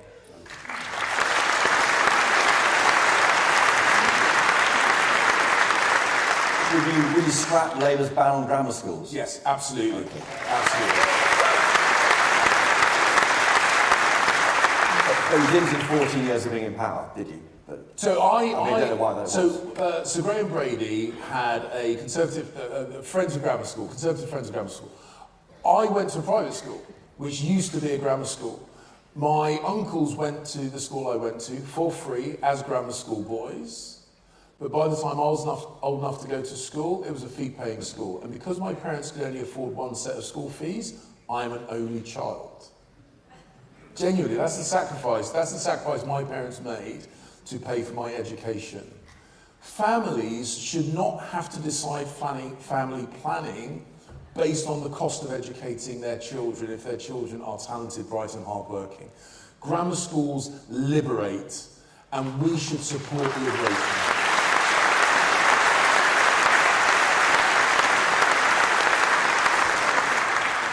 Top rate of tax, would it go if you were Prime Minister? So I'm determined to bring down taxes right across the board. And I've already said no one should have to pay more than 50% of any pound that they earn. So short answer, yes. Long answer is I am going to look to bring taxes down in as many different places as possible.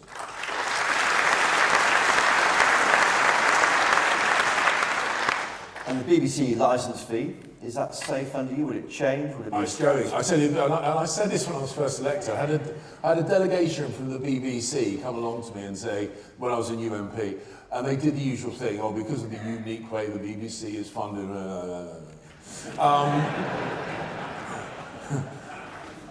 And I said to them at the time, this was back in 2015, I said, if I were you, at the next renegotiation of the licence fee, I would start your planning to be a subscription service. You have a back catalogue of some of the best television in the world. If Disney and Netflix can make money on the subscription model, the BBC should. Because the bottom line is, in the era of streaming services, the tax to watch television is an unsustainable business model.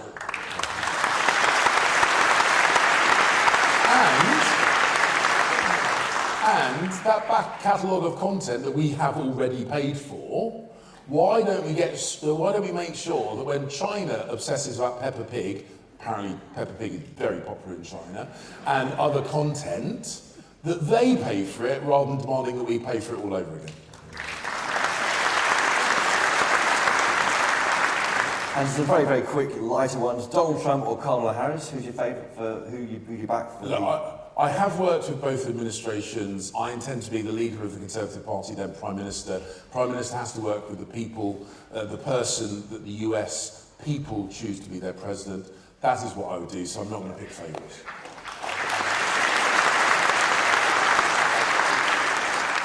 Strictly Come Dancing or I'm a Celebrity, Get Me Out of Here? Mrs. C has banned me from Strictly.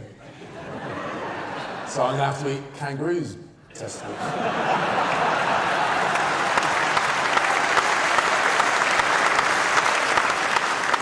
At home, do you like mowing or hoovering? Obviously neither, but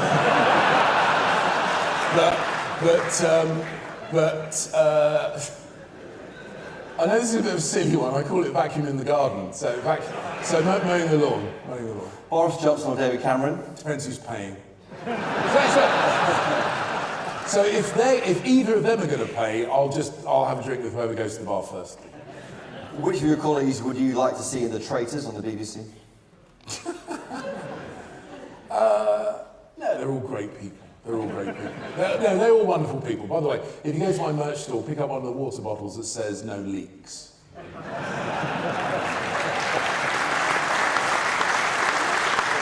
And just for me, And you rolled up Britannia, yes or no? Yes. Yeah, thank Yes, you. soft power is fantastic. That's it. I've seen it in action. I've seen it in action. I've got some questions here from members submitted in the hall and also online. John from Bromsgrove asks, as leader of the opposition, briefly, what are your top 5 goals for your first 100 days? So, first of all, appoint a shadow cabinet from right across the political party. No factions, no cliques, no favourites, no little boys' clubs.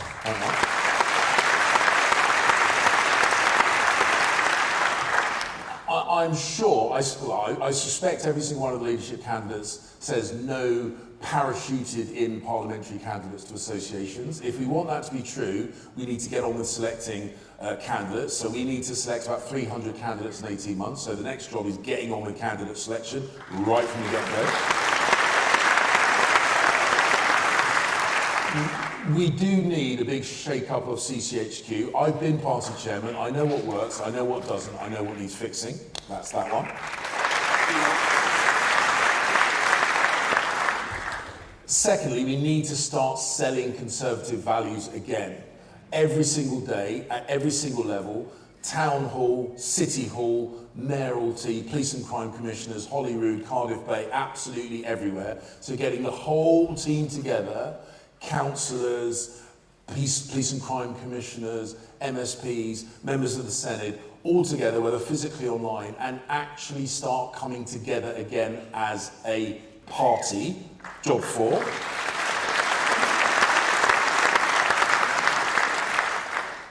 And then job 5, stick the boot into Labour.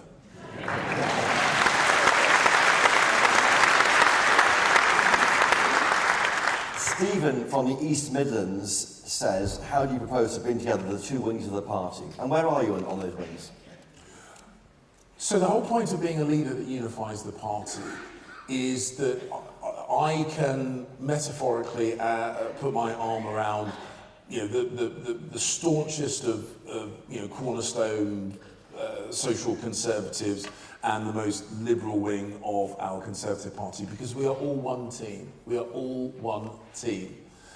Good generals command from the heart of their army, and my heart is in the heart of the Conservative Party. I have got backers right across the political spectrum within the Conservative Party.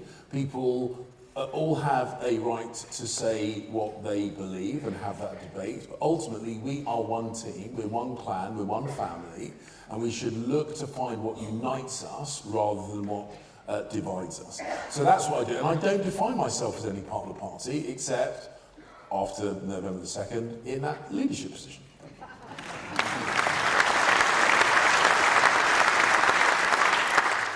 Stephen from Bristol says, Labour's budget October 30th is a big deal.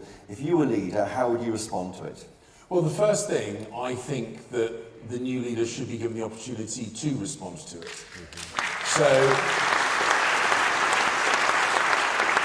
I have already said to the party board and the 1922 committee that I would prefer that we nibble away a couple of days from the leadership. And I know that there is a question about whether we deny the members time to vote, but my assumption is that almost everyone will vote online within the first couple of days of the ballot going. Tell me if I'm wrong. Do you think I'm wrong? No, I thought not. So I want to get at them at the first possible opportunity. This budget will define this Labour Party. If we hit them hard, where it hurts, in their economic incompetence, that will be a good starting point for the new leader of the party. I want to get at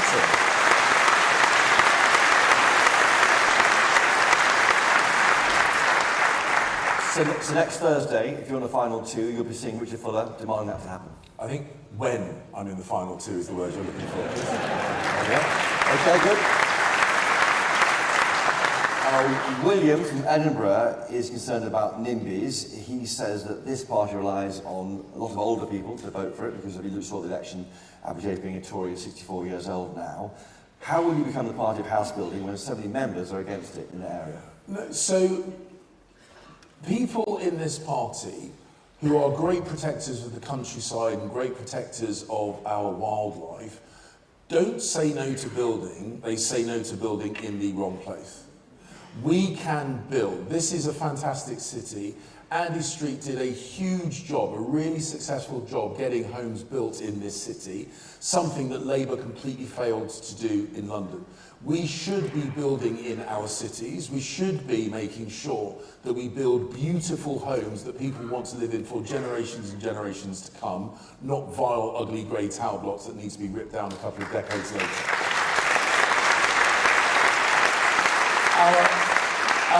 Our Georgian ancestors understood the beauty of 3, 4, sometimes 5-story buildings. So we should get back to that. But aesthetics matter. If you build stuff in the right place that looks good, people will say yes. And so we should build. Yeah, we should build. But let's build beautiful, let's build in the right place, and let's build now.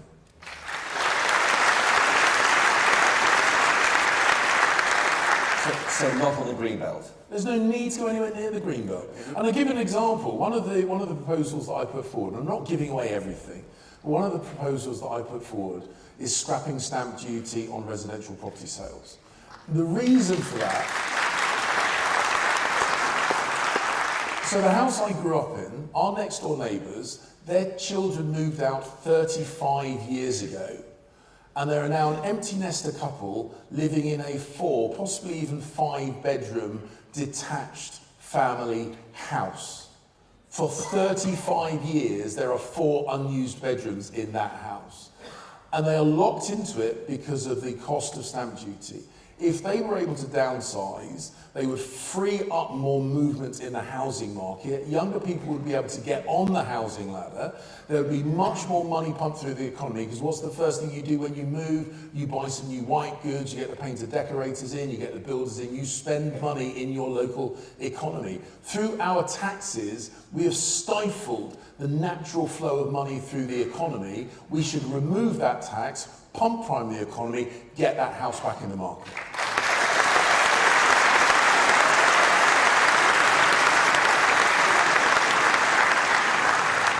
So remove the tax, scrap stamp duty. Yeah, yeah. Good. VAT on private schools, will you axe that? Yes. Thank you. Next one. Sorry. So, yes, because a tax on aspiration and hard work is perverse, and I'm opposed to it at every level. Okay.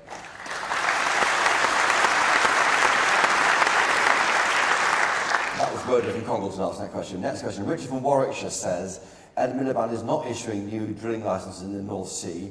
Would you reverse that to meet our UK energy needs in an increasingly hostile world? Yes, and for a number of reasons. Firstly, if we don't secure our energy security, we cannot secure our national security. Point 1. Point 2, if we don't get it out of the ground in our own territorial waters, we are just going to have to import it from somewhere else.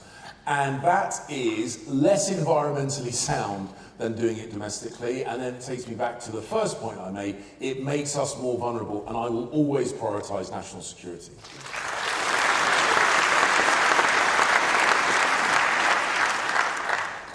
Ishfaq from Peterborough says that the words of a leader, that would be you, can unite or divide this country. As a British-born Muslim, he's fed up being made to feel like the other. The last government failed, as your government failed, to give a working definition of Islamophobia, and the recent riots only added to the unease that he, as a British Muslim, faces. How will you unite this country? Well, the first thing we've got to do is unite around values. And I have friends, I have supporters, I have people that I've campaigned with that come from a range of religions and none. But the thing that unifies us, the thing that brings us together, is the belief that this country is fantastic. A belief that this country has its best days ahead of it, not in the past.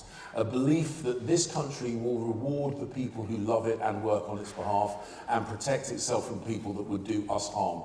Those beliefs are not limited to any faith. This party is the party of the nation and the party of family and the party of community. And if we go back to those principles, we can defend everybody, irrespective of their religion, or people with no religion at all. That's the country I recognise, and that's the party that I want us to be.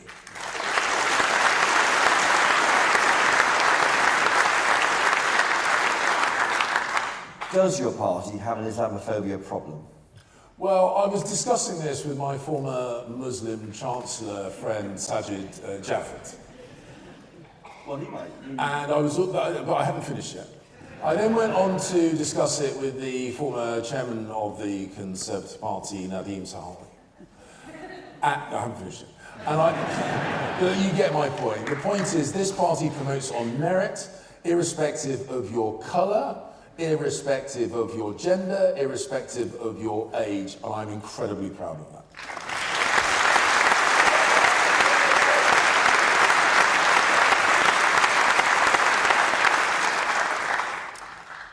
Jane from Stratford-on-Avon says, now is the time to think the unthinkable and bring back female-only shortlists, because only 1 in 4 of your colleagues in Parliament are women. So we've got to do more to get women into Parliament, and those women who get into Parliament need to be protected from the abuse that they get. Yes.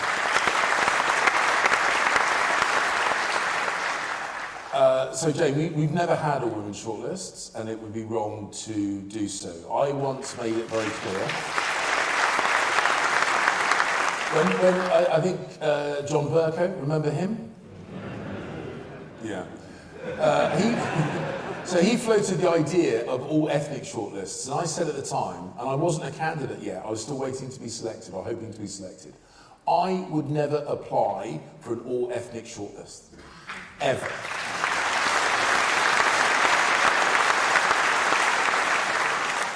And the reason the Labour Party have all women shortlists can only be because of one thing. It's because it is a deeply misogynistic political party.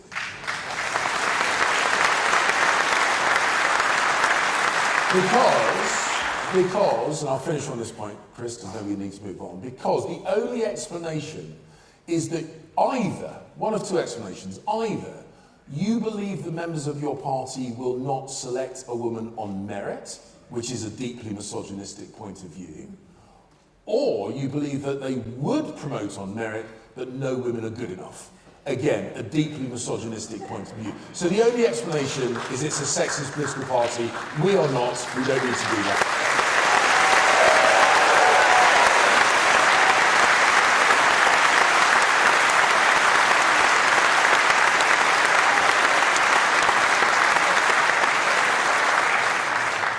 Sam from Yorkshire wants to ask about complex moral issues, particularly the likely vote on assisted suicide. Where do you stand on that? And also on abortion, would you change those laws? So the situation on assisted dying and abortion are separate, and I'll explain both. So on assisted dying, if you want to know where I stand now, look at what I did last time we had a vote on this. I voted against assisted dying, not because I'm religious, because I'm not.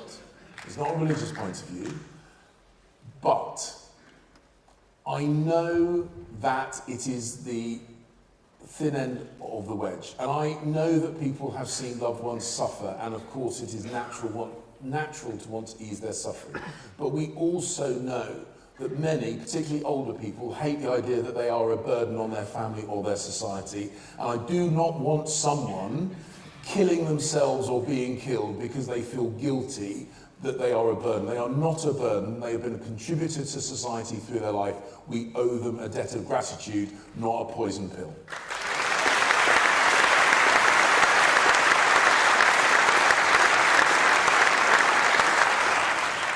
And with regard to abortion, I think the situation that we have works. My view is that abortion, and I know this is not original, I don't pretend it's original at all.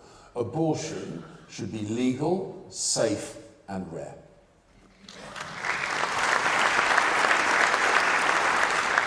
On foreign affairs, John from Bromsgrove says that assuming both Russia and China are existential threats to this country, should we stop trading with them altogether, with immediate effects, and ban all nationals from those two countries coming here?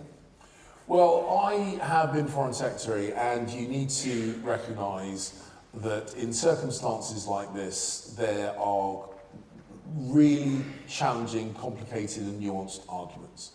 Russia, however, is a brutalising, invading state, and we have, through the sanctions, many of which I introduced as Foreign Secretary, withdrawn our trade from Russia, and we are seeking to isolate them economically. I'm very proud that we're doing that. China is a more complicated case.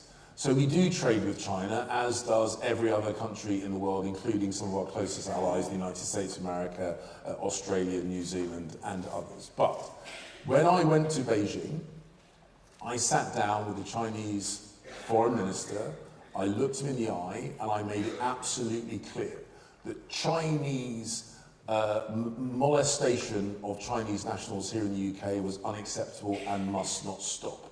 That aggression towards Taiwan is unacceptable and must not happen, and that the Chinese must not, under any circumstances, assist Russia in its brutal war against Ukraine. I flew there directly, looked him in the eye, and made sure he understood in no uncertain terms exactly what the British red lines were on these issues.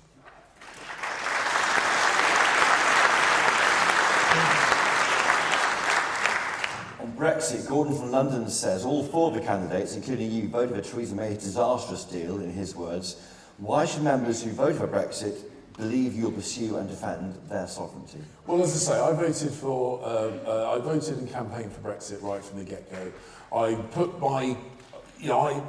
was told that I was ending my political career for doing what I believe to be right. I make no apology for that at all. I wanted to make sure that Brexit worked. I'm a unionist to my bootstraps, and I wanted to make sure that our friends and colleagues in Northern Ireland, which is just as much a part of the United Kingdom as Braintree in North Essex is, were not disadvantaged at new races. And that's, look, it was about breaking an impasse. It was about moving on. It was about looking forward, not backwards. But ultimately, if you want to know my contribution to getting Brexit done, I was the party chairman that worked with Boris Johnson to get an 80-seat majority in 2019, to get Boris in as Prime Minister and to get Brexit done.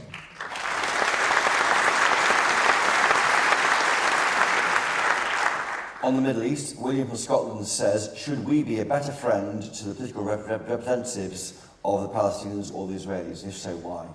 Well, I work very closely with the representatives of both the occupied Palestinian territories and Israel. I have excellent working relationships with the leadership in Egypt, the leadership in Lebanon, not Hezbollah, but the leadership in Lebanon, the leadership in Jordan, and the leadership of the Gulf countries. It is an incredibly difficult, challenging, and complicated part of the world on some levels, but on other levels, it is really straightforward and simple. Israel has, from the day of its inception, had enemies at every border. Originally state-based enemies, now Iranian-supported militia groups. Israel has a right to exist. That is a red line. Israel has a right and a responsibility to defend its right to exist. That is a red line. My support to Israel is long-standing. I am proud of it. I'm a friend of Israel. I said that directly to President Herzog when I went to see him in the days immediately after the October 7th atrocities. I stand by that pact. I'm proud of that fact.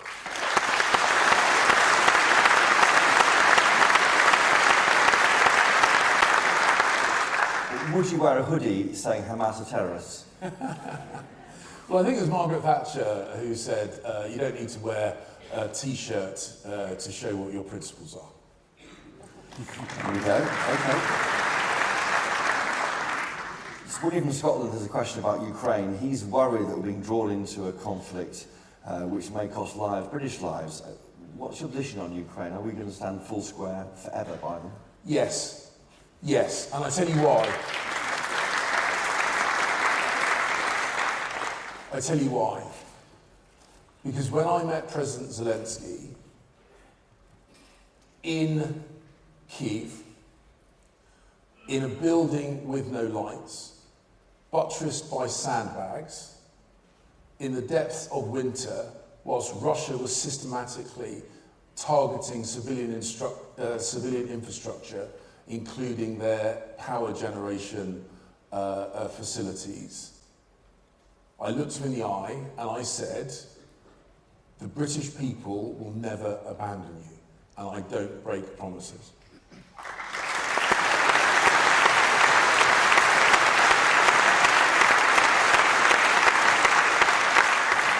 some late questions submitted. Susan Hall, AM. You may know her. Susan. She asked, what questions you dread the most? That one. No, look, I've been grilled by political journalists in print and broadcast for many years. It's like a trip to the dentist. You don't particularly like it, but you've got to put up with it.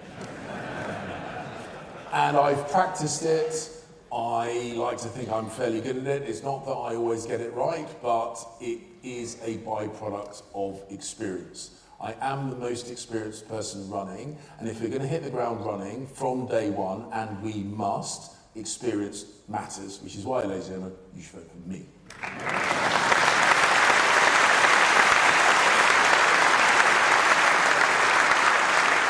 Is that a dig at some straight-talking candidates you're up against? No. It's literally me saying I'm the best candidate. Okay. Sally Stubbs from Warrington Leamington, she says that given the press will dig up everything if you become leader, do you have any skeletons in your cupboard you can fess up to now? No, I blurted out. I don't know why I keep making reference to this. I should try and bury it. But when I went on the John Pienaar show just after I was elected, I blurted out some truths, which are still there. You can Google it if you want. You can Google it if you want. But the point I've said is that I'm an open book. The James Cleverley that was is the James Cleverley now and is the James Cleverley that you will know in the future. Warts and all, you know what you're getting. I'm not going to flip-flop, chop or change. I am me. I know that I am best placed to get us out of opposition back into government. My life is an open book. Tom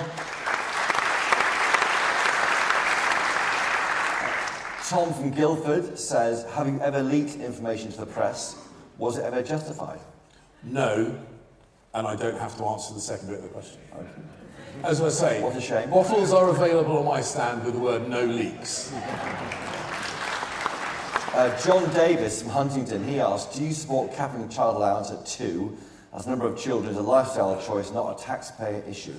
So we've got to recognise that we are a generous country that supports people in need. But people also have to have personal responsibility, and every benefit is paid for by someone else. And there are plenty of hard-working families that do the right thing, get up early, help the kids go to school, work long hours, squirrel away every single penny. And I feel really uncomfortable stripping money from them by force to give to people who are not as disciplined as them. That is wrong, and it will not happen.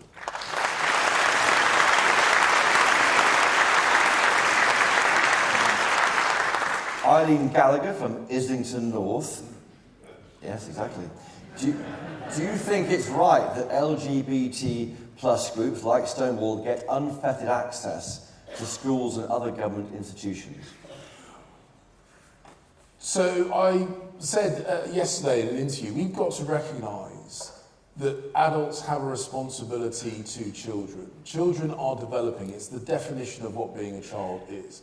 And we need to make sure we help them develop. Now, I've got very good friends who are lesbian, who are gay, who are trans, and I am a freedom-loving, live and let live Tory. But we also have to recognise that the children deserve the support of parents.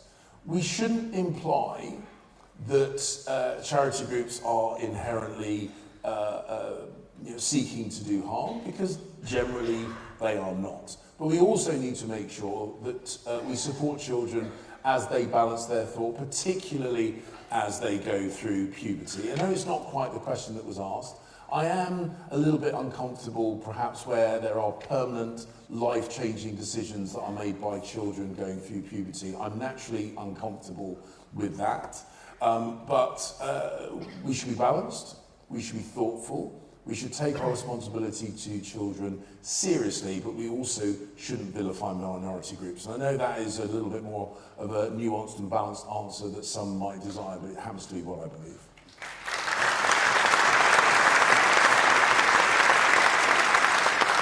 And just finally, Simon from Thornbury says, what lessons can be learned from the Man United's last 10 years since the departure of Alex Ferguson? It's not a good story. Can these lessons ensure the same fate does not befall the Tory party as Manchester United? So I They have won the league for ages, basically. I'm an Arsenal fan. Please don't hold me against me. Please don't hold me against me. But what I have learned, and I saw Arsene Wenger, and what I have learned, and what Alex Ferguson showed, is good organisations with great leaders can do amazing things. Good organisations with the wrong leader massively underperform. Don't pick the wrong leader.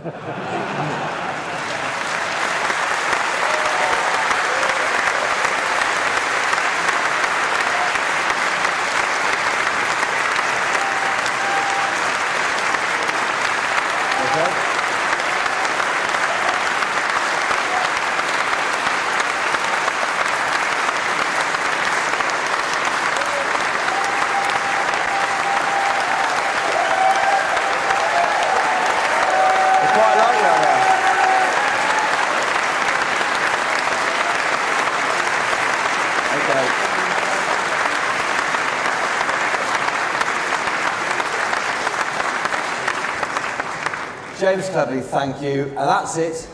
By the middle of next week, people like him, MPs, will have chosen 2 candidates for you to vote on.